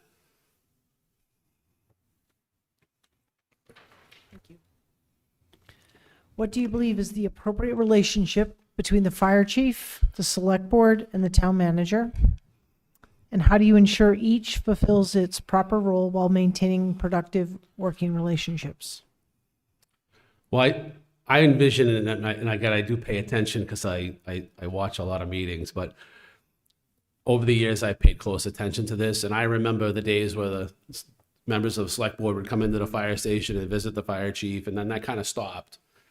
And it made sense to me that the information should travel through the town manager so that it's like the game of telephone. It's a communication problem we have within our building because we work in 4 different groups, 4 different captains, all the different lieutenants, and then all the different firefighters. So information doesn't travel well if it's not directed through somebody. So I think that I would plan on talking through the town managers to the board, and I would hope the board would do the same. And that way there's no gaps in communication. Someone has information and you have a meeting, and then all of a sudden someone had information that someone else didn't have. I think it would help close those loops, and I think that's why over the years we've changed it to collaborate through the town manager's office. So that's how I would see it.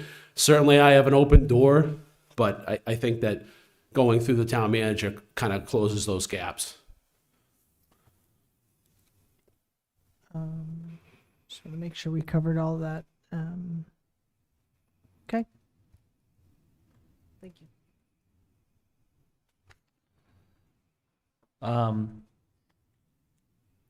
How would you handle implementing or following a select board policy or directive or supporting an initiative the board is highly invested in that you did not agree with? Sure. So, I mean, I guess I would want to learn exactly where the board's coming from, and I'd want to have open dialogue with the board about, my concerns. But at the end of the day, if the board sees fit to send a policy out that affects us, we're gonna follow the policy because you're the governing board for the town. So, I would want to make sure that I understand where the board's coming from and I understand the policy and that they understand any concerns that I might have, especially if it's around safety or something like that. But at the end of the day, we're gonna follow policy. That's what we do, Thank you. Sure. Residents increasingly expect their fire department to be visible, approachable, and engaged beyond emergency response. What role do you believe the fire chief should play in community engagement, and how will you ensure the department reflects that philosophy? Well, I spoke a little bit about it, but I think you have to be active in the community. And whether it's at community events, again, wearing uniform so that folks know who you are, staying active in fundraising. The police and fire department have foundations that support them. So going to fundraisers where the community gets to engage, and it's, whether it's golfing or, a fundraiser at a restaurant, just getting out and seeing the people, introducing yourself. At a car accident or something, there's a car accident in the Rotary. If I responded as a fire chief, I'm probably not going to be needed operationally, but I might be on the sidewalk explaining to residents what's going on and why we're doing what we're doing.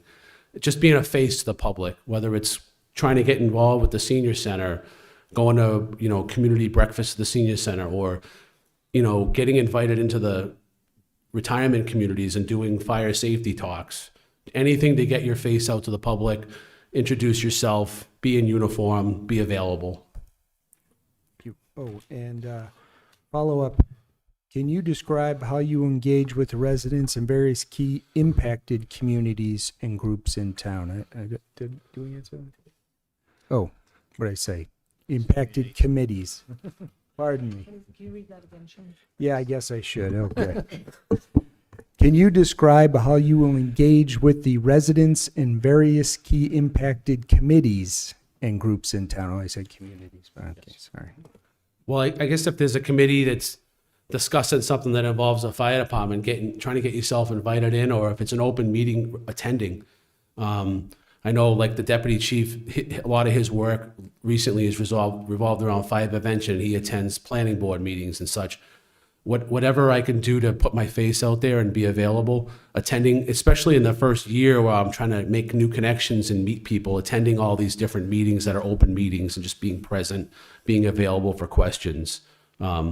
Again, all the other things I mentioned before, going out and being, whether it's fundraising or the community impact stuff, if it can shadow the SAFE unit, we have the firefighters that work and do SAFE in the schools, even with the kids getting out, trying to get in the schools and be visible in the schools, they'll go home and tell their parents, hey, the fire chief was at school today. That means something to the parents. So, Thank you. sure. As you know, the fire chief must devote a great deal of time in addition to and outside of normal office hours to the business of the town. Do you have any concerns about this requirement? No. I mean, I'll elaborate. I would, if selected to be your next fire chief, I would look forward to the opportunity to work hard and be here and cover meetings, do whatever I have to do to be successful and lead the department. I would have no reservations about the amount of time I would have to put in. If I was selected to be your next fire chief, I have big shoes to fill, and I know that. So I would be happy to put in the time. Do you wish to elaborate on any of the answers you have provided tonight, or is there anything else you would like us to know as we consider your candidacy? No, I mean, I think what I would tell you is that I'm very excited for this opportunity. I've been spending my whole career preparing for something like this.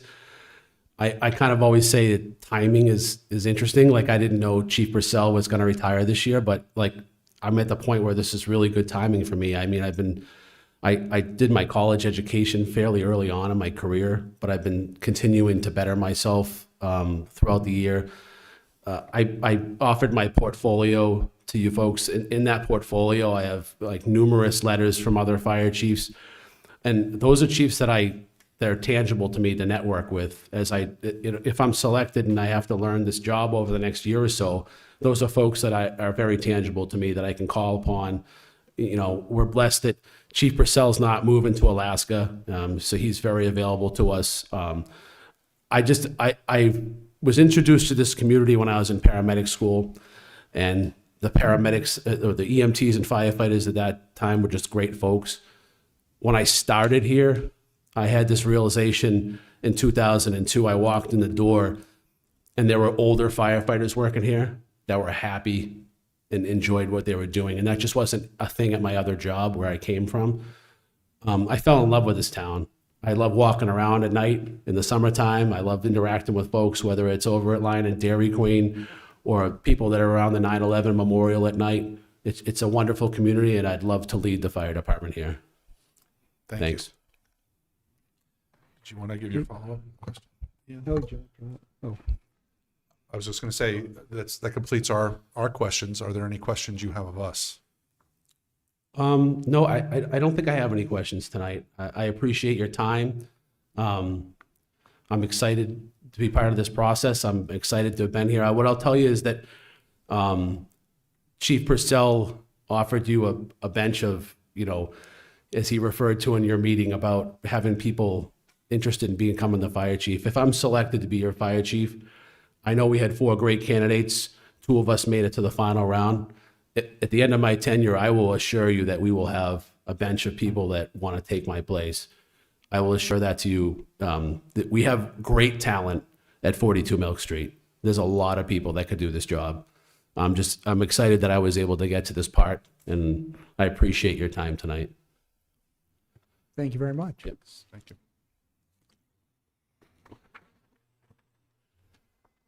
Much appreciated. Should go back down to my cave. Yeah. Where is that? I want to know exactly where is It's my that? office. We can call it the cave now. Yeah, I guess.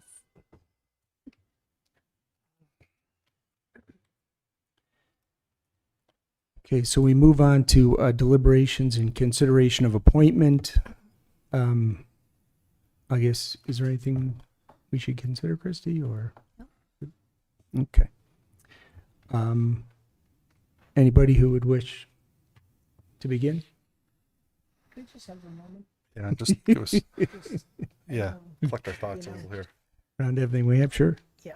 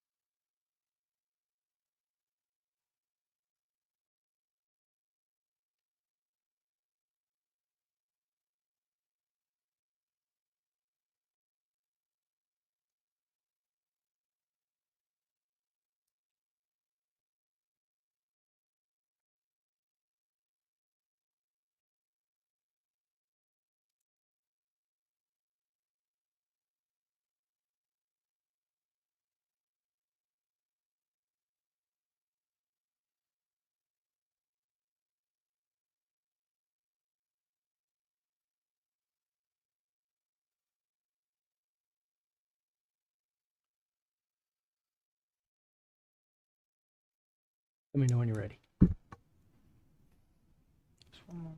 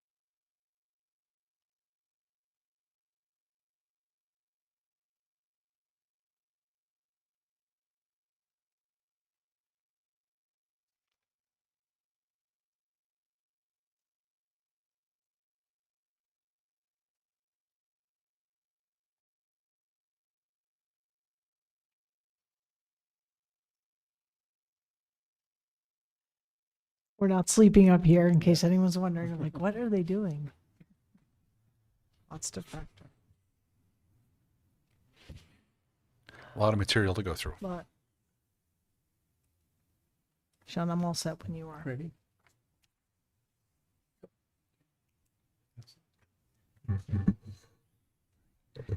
Gentlemen, thank you both for coming here this evening. It's much appreciated. I think you made the decision difficult for us, which probably is going to make one of you feel any better. But who would like to begin? Sure. So I'll start. I want to echo thanks to both Roger and Daniel for coming forward. You have made this very, very difficult, and that is to your credit and to the credit of the work of the outgoing chief. I want to be clear that my assessment, I was on the search committee, but my assessment is really reflective of the material before me, and I'm sort of blocking out kind of the search committee work because I think that that's the fair approach and here to this board and to the public. So I think that both candidates bring forward exceptional skills. I would highlight, I'll go through and sort of highlight one and then the other, and not in any particular order here. So I'll start with the first candidate, Busha.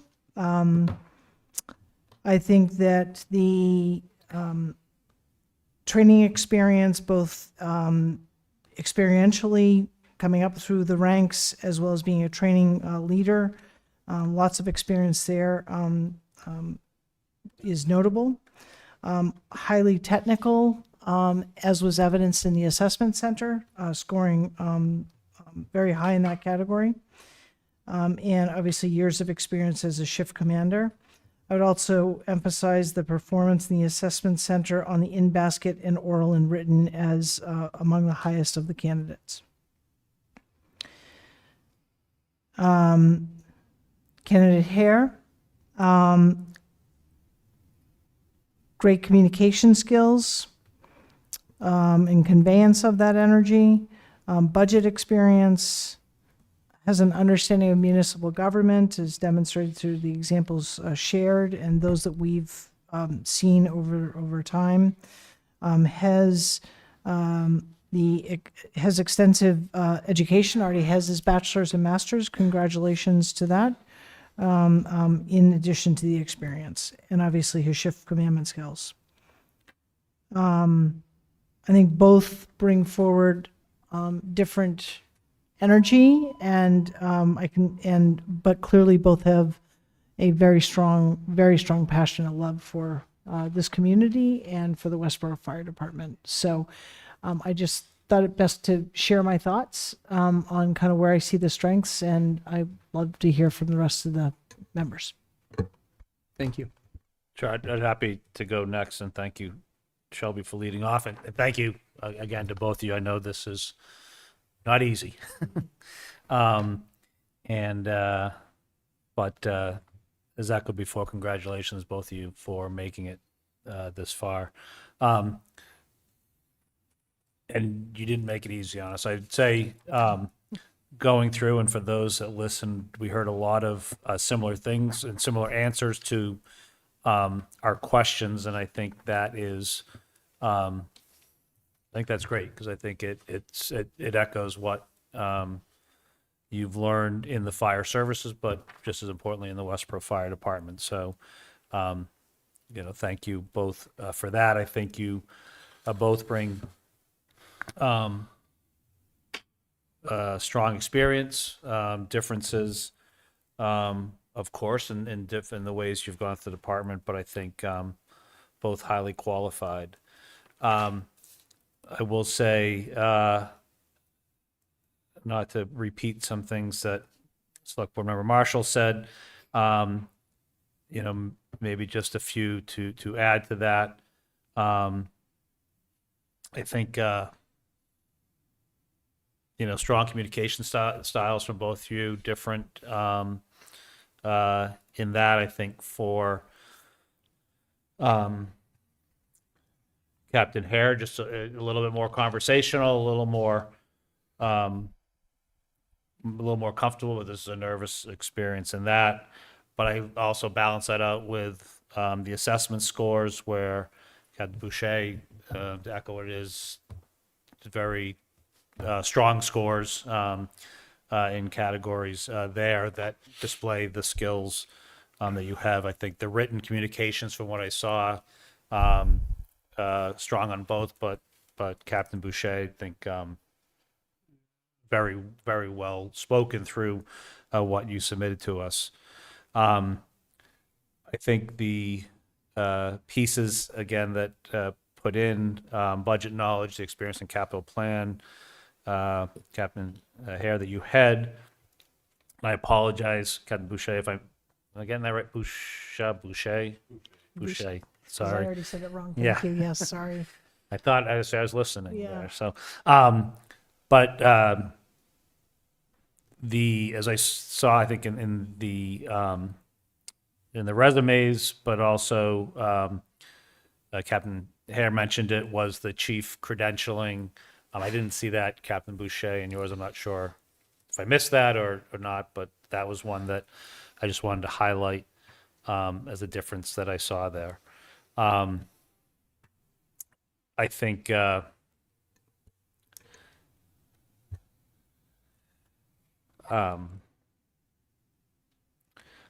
the questioning tonight, again, I think there were just a couple that that came to mind in terms of differences that I saw. I think the question on the kind of the directive by a select board policy not agreeing with, I think both talked about communication, asking to understand why. I think Captain Hare came back to me and said I'd offer my suggestions and rationale why I might not agree, but at the end of the day, I think both of you said that it's the policy of the board, and we will take that back and communicate. I think Captain Boucher, your piece was, I'll make, in terms of your communication style, I'll make sure that that gets back and communicated to the staff to make sure they understand why we're doing it. So it's not just your disagreement, but making sure that the disagreement is not taken down to the levels there. So I appreciated that. The second one was just the question the select board member Marshall asked about the relationship between the fire chief, town manager, select board. I think that's really an important one for us because we all play key things, but we all have our roles to play. I think both of you talked about open communication and working together. Captain Hare, you just added and kind of went into depth about kind of working through the town manager and why you felt that was important. And personally, I agree with you, and it is something that's different. I've been on the board the longest of the ones here, and yeah, that we've had some struggles of individual board members with chiefs and whatever, and miscommunication that occurred there. So I think that remembering the roles we have to play and how that works and working through that is important. So I think I've talked a lot here. Those are things that came out to me as kind of areas of difference. Again, a lot of them were, as I said, eerily the same in terms of your responses. So, and not saying that in a bad way, but in a good way. So it's to me, it's tough to differentiate through the questions tonight based on the responses for many of the questions. But I will stop there. Okay, thank you. Sure, I'll go. Sure. So I'll just like to thank, first of all, the selection committee, the town manager, and the team, as well as the Perro Consulting and Associates for their assessment process, and the 5 former chiefs that were part of the assessment team. I want to just indicate to the community how serious this was taken by the board and the professionalism that was implemented here as we got to this point today. I'd also like to thank Chief Purcell for building such a strong bench. And finally, the candidates themselves. You've succeeded in making this difficult for us. As a board member who voted for an external search, I'm thrilled to have such great candidates. You both really exemplified your department, your careers. So thank you very much for being here. Again, for putting your names in the hat and going through this process. In general, I just want to share with you all my process as I approach this, because there was a lot of information that was provided to us, obviously through the process you all had to go through. So I literally, after I'd gone through our packet twice, with your resumes, with your cover letters, with the assessment, with the 90-day plan that you each submitted, et cetera, I actually put together, as I'm a data guy, I put together, a scoring system, weighted those things so I could come up with it. You both fared very, very well in my assessment before even tonight. Very, very close coming in the door. So it really, for me, hinged on the discussion tonight that we had with each of you. So, which I found very informative from both of you to learn more about the department, to learn more about the challenges of the department, some of the opportunities, as I like to say. They're not always challenges, they're really opportunities to do better things. So thank you for that. In going through the questionnaire tonight, I literally had to score each one of those. And of the 15 questions, you both scored pretty much exactly the same on 10 of those questions. So that tells you how wonderful both of you are as far as candidates.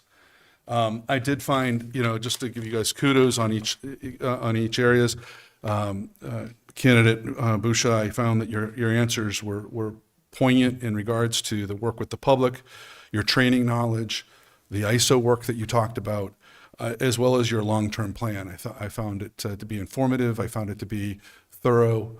So thank you very much for that. Candidate Hare, I wrote a number of things down here, but the ones that stood out to me were you really had a firm understanding of the role of the select board, the town manager, and the role of the fire chief, as well as any department head with the town. Your financial awareness, your willingness to share with us that you have done your homework and over the last couple of years of attending meetings and watching and trying to better understand that. I, for one, when I got the first budget book, which is about this thick from our town manager each year, I mean, it's an eye popper, right? So good luck catching up on that one. That you're chief certified is an important factor for me. Also, the additional information you provided us in our mailboxes, I found it really compelling that you had saved notes and letters from residents going back decades thanking you for your service. That was extremely impactful. And then obviously the numerous recommendations. So thank you very much.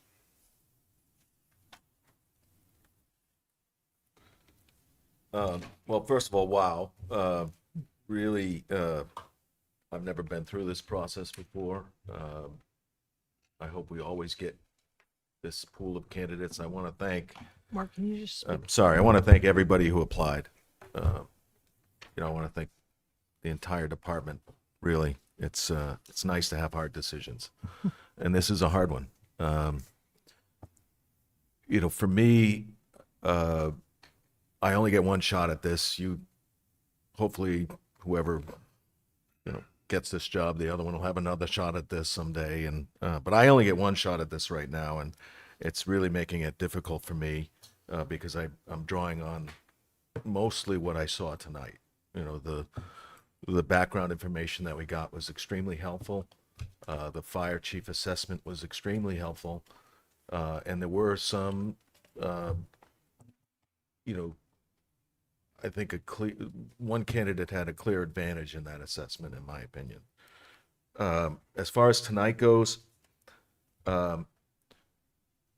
you both did very well, in my opinion, in answering the questions. I thought Captain Boucher, is that right? I like that you paused to think about your responses. I like that you came in with some notes. You clearly anticipated some of our questions and had some notes that you could reference. I thought most of your answers were more thorough. Now, I don't want to say most, but some of your answers were more thorough. In particular, what are you doing to becoming a stronger leader? I felt like you really identified something that you need to work on. I think a good leader, understands their own. I think a good leader understands their own shortcomings, and I'm not sure Captain Hare really got there in his response. And again, pardon me, I only had one shot at this. If I could go back and watch the video, maybe I would hear something different. But that was my impression. I thought your answer on describing your leadership style was better, similar but more thorough. I thought your answer on your provide examples of your ability to work with the public. Uh,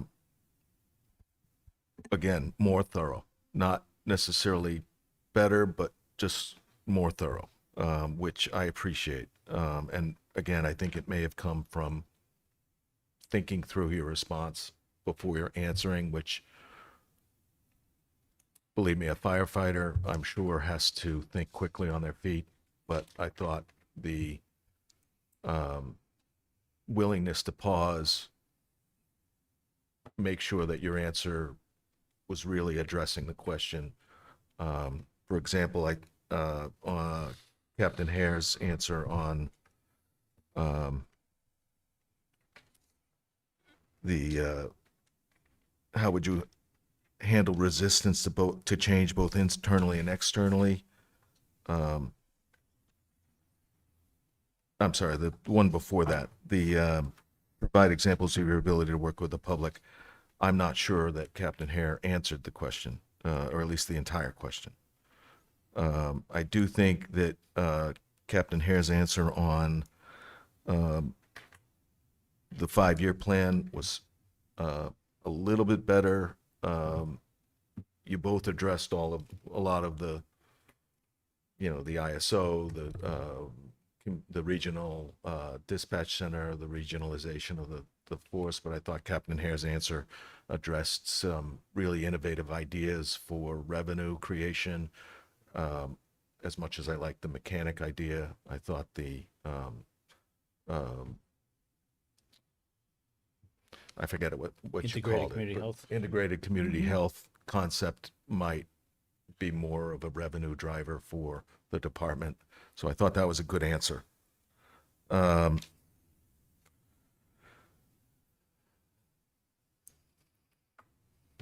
Again, I don't want to get, there were a couple others that I could probably go into, but it really had to do more with thoroughness of response for me, that Captain Boucher was much more thorough in his responses.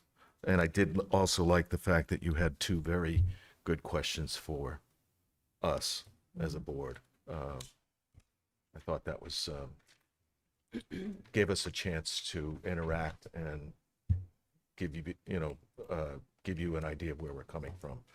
And the final point I wanted to make was, I hope that no matter what happens, I feel confident that no matter what happens, the entire department will rally around our appointment and support that decision.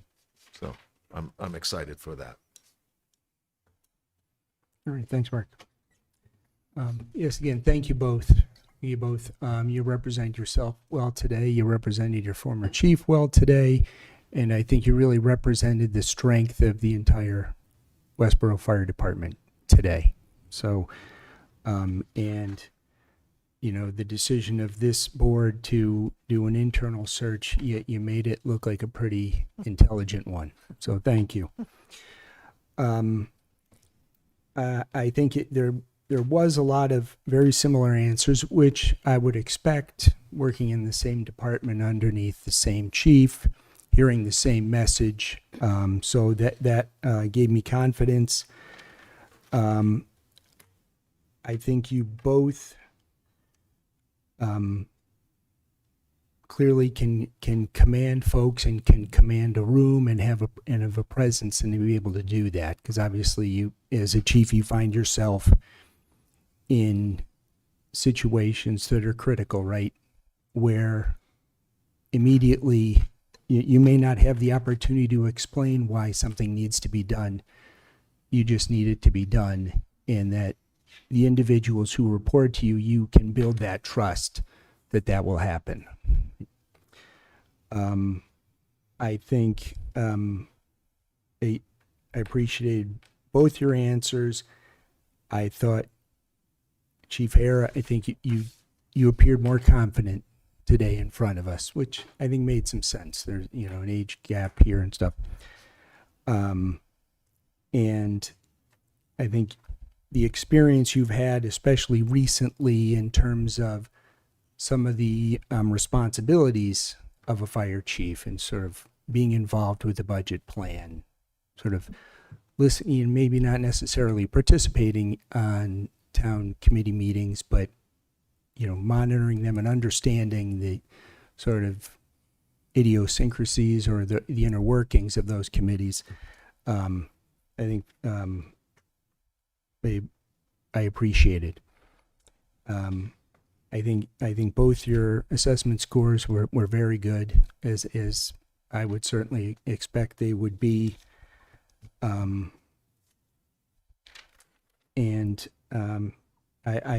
I could make a lot of the other points that were made here by other members of the select board, but I think you're both strong candidates for this job. Thank you very much. Do we want further discussion? Does somebody want to make a motion? What do folks think?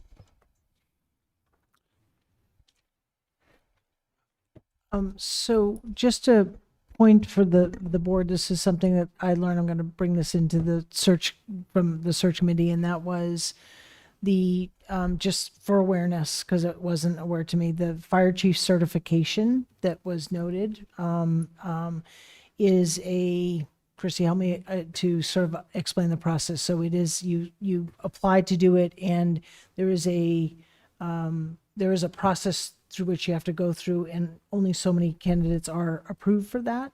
And so that's not, I'm just sort of creating awareness. I'm not justifying why one person has it or doesn't, but it sometimes can be narrowed regardless of whether you wanted to do it, regardless of interest. So I just wanted to make the board aware of that. Is that accurate, Christy? Yeah, okay.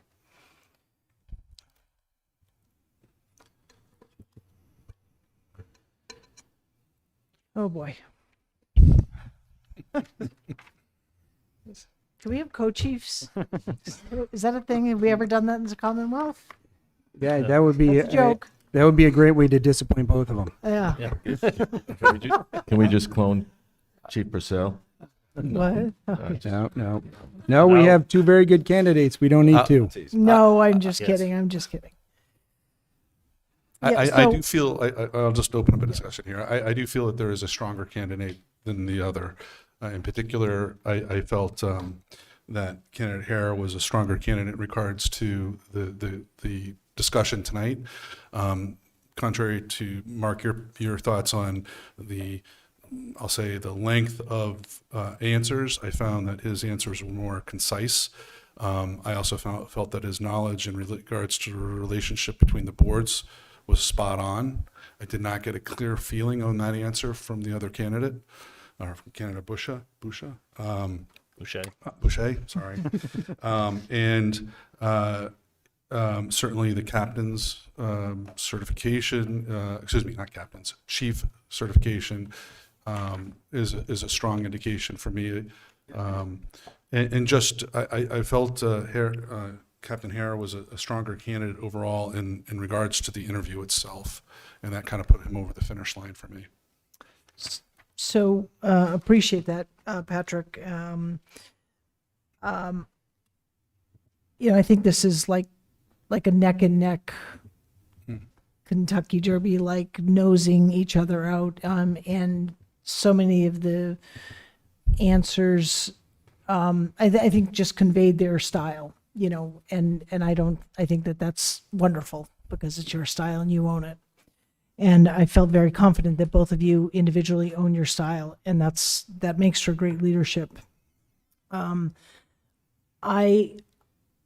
have to factor in, and again, just for the public's benefit, I think it's important to understand there's no weighting here. Like, we don't have a rubric, so it's not like so many points for the assessment center and so many points for the interview process. Like, this is just us taking in all of this information and making what we feel is the best decision for the community going forward in the fire department. So to me, you were both very strong in the interviews, some answers better than others. To me, one of the differentiators is the assessment center and the performance of Captain Boucher in that center. across, as I had mentioned before, both tactical, in-basket, and oral and written. Those are 3 of the 4. And, I think I do give Captain Hare tremendous credit for his educational experience, doing that while working. That's no small feat. And that weighs as well in my mind, in addition to this fire chief certification. But I think that Captain Boucher could achieve that as if he were to go forward. That worries me less. The educational completion of a master's degree is important, but I think the interview process demonstrated to me that kind of the ability to handle oneself in this environment with the strength of the answers and the assessment center made me confident in all of them, regardless of education, is where I'm going with this. So I am leaning more confidently, if you will, toward Captain Boucher in this, based on all of those factors that I just mentioned.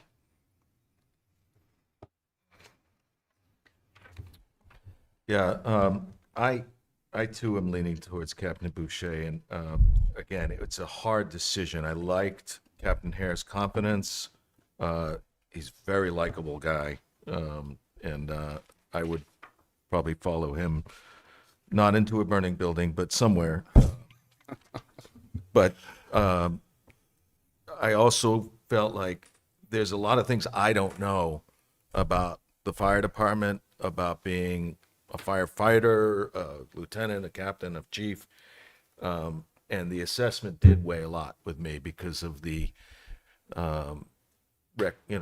scores that other fire chiefs gave to these candidates, and I thought there was a clear, I don't want to say a clear distinction, but there was a distinction between the 2 candidates, and that meant a lot to me. Again, I don't think we can really go wrong, so that's the hard part. Oh, go ahead. No, I mean, I guess to go on with that, this shows how difficult it is. I felt that for me, that Captain Hare was the candidate of choice for myself, and I think I highlighted certain things. I think it's, again, I think both are qualified to do the job, but who's ready to do the job now? I just felt that Captain Hare had more advanced preparation in terms of where that was. I took a lot into, and again, similar to Selectwoman Welch thing here too, that it's about how the town is operating, taking the time to have spent over the last year or two, and I know we joked back to him, but I think it is important. It is a peculiar place how government is run, and understanding roles there. I echo the thought on the question about how the relationship works. It's an important thing to understand. I thought he nailed it. I think, and again, the budget knowledge, actually working on the capital plan, I think it just is that piece ahead of who's prepared. I will say that in looking, and again, I want to make sure public knows in looking at this, and I don't fully understand. I've read what was in there and how the, differentiating the numbers are. In terms of the assessment, I thought that in the summary, both were above average on 2 out of the 4, and the other 2 relatively close, with one slightly better than the other, and the other one the opposite, maybe a little bit more differentiating there. So again, I had a tough time using that as differentiation, but it was part of weighing in here, and it did come back to what I saw tonight. And I do think different than what Selectwoman Silverberg did. I looked at kind of the comfort level that was here tonight. I know this is a tough experience, but it was thinking about coming in front of a town meeting, working through difficult situations. I felt that Captain Hare, through the interview tonight, seemed more prepared and comfortable in that situation than Captain Boucher did. And so for me, it was clear to me of who I thought was the candidate that I would make a motion to recommend on, and that was Captain Hare. Thanks. Thanks. That's why you're in the middle seat, Sean. No, Yeah. just kidding, Yeah. just kidding. Got to stop going last. I think you're both going to be excellent captains in the future. Chiefs. Chiefs. I did the same thing. Don't feel bad. I did the same thing. Communities, committees, it's all the same. Yeah. Sorry. No, it's got to own that. Yeah. Okay. And I don't think we could make a wrong decision. Clearly, there's a lot of competing thoughts on this board. I thought you both presented well tonight. I did think Captain Hare was a little stronger this evening, and I would go towards Captain Hare. And instead of me going through my reasons, why don't, if somebody would like to make a motion. Thank you both for making this so difficult. Yeah. So before I'll volunteer to make a motion, but one of the things that I did raise to the town manager prior to the meeting was in our packet, it did talk about the Yep. requirement around having a drug screening, a background check, as well as physical. And so I would move to appoint Daniel Hare as our next fire chief contingent on passing those And Successful contract negotiations. in too. successful contract negotiations. Second. Any further discussion? yes, and I'm glad, Patrick, I thought you might, because you're so detail oriented, I thought you might bring up something else. And Christy, this question is for you for some guidance here. And I want to stay within process. Captain Hare currently holds lots of other roles. And he was emphatic, which I was confident in his answer with saying, nope, I've got enough time. But it is concerning to me. I want to share with the board that, and perhaps that, I don't know how we address that because we didn't ask it during the interview process. That, Contract negotiations. Speak up. well, Through contract negotiations. okay, is it through contract negotiations? I mean, I just, I mean, again, it's very common for firefighters to work in their communities. That's what I'm specifically talking about.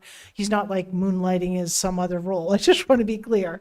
But we expect like full commitment and dedication to this position. And that is one thing it's really not factoring in, but if that nomination were to go forward, that would be, that is a concern of mine that To would me, have to be that's part of the addressed. successful contract negotiation part of the motion, right? That is something that we would Okay. make sure, I didn't want to assume that it was, to be honest with you. that's my expectation. Well, I would just say that I think Chief Purcell demonstrated the time commitment that the job takes, and I think both captains are aware of that. So I think their responses tonight reflected their understanding of, excuse me, what the job takes. So we can certainly discuss it in contract negotiations. If the board is comfortable with that, I just wanted to make sure that I brought that Yeah, up. I'm not concerned about that from either candidate. Okay. Yeah, and just to that point, I had asked the question to the town manager earlier, because I noticed in both candidates that there's both multiple roles currently, or at least 2 roles currently Yeah, a little more with one, but yes. in Yep. presently. Okay, so we have a motion, we have a second. All those in favor?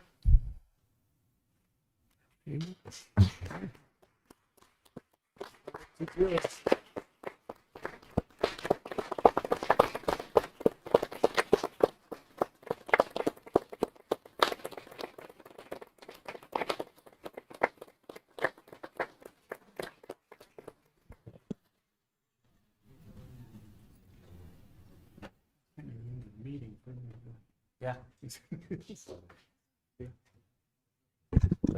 Thank you to all the members of the fire department who are here this evening. Thank you very much. And everybody else, thank you very much. We want to, we can adjourn the meeting, right? Or- Yeah,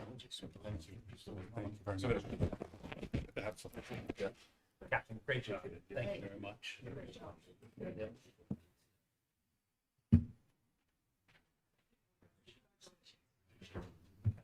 Congratulations.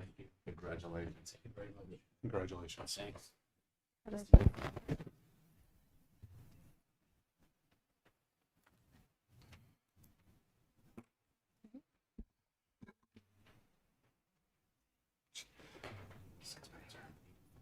Do you want to?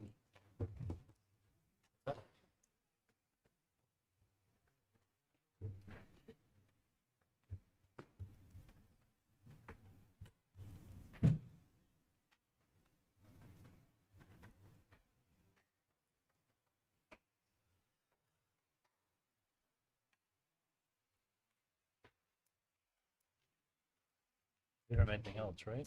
You have It's to executive session. Executive session. Can we just? Yeah.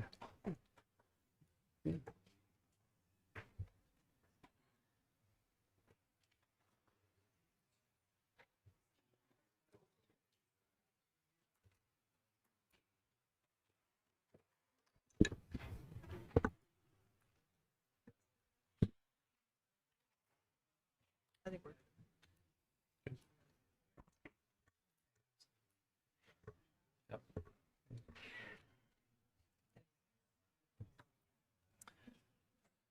Does Mark want to do the?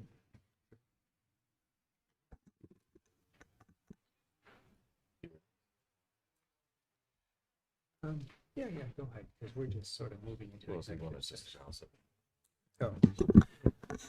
All right. Could I get a motion to move to executive session? I'll make them a motion under Mass General Law, Chapter 30A, Section 21, A2, to conduct strategy sessions in preparation for contract negotiations with non-union personnel. Fire Chief. Here, Chief. Thank you. I do believe that this would be detrimental if we did this in public session. We will not be returning to open session following executive session. Second Can the we get a motion. second? Thank you. Roll Marshall, call vote. yes. Johnson, yes. Welch, yes? Silverberg, yes. And Keough, yes. And thank you to very Westborough much. TV. And thank you to our candidates. Yes.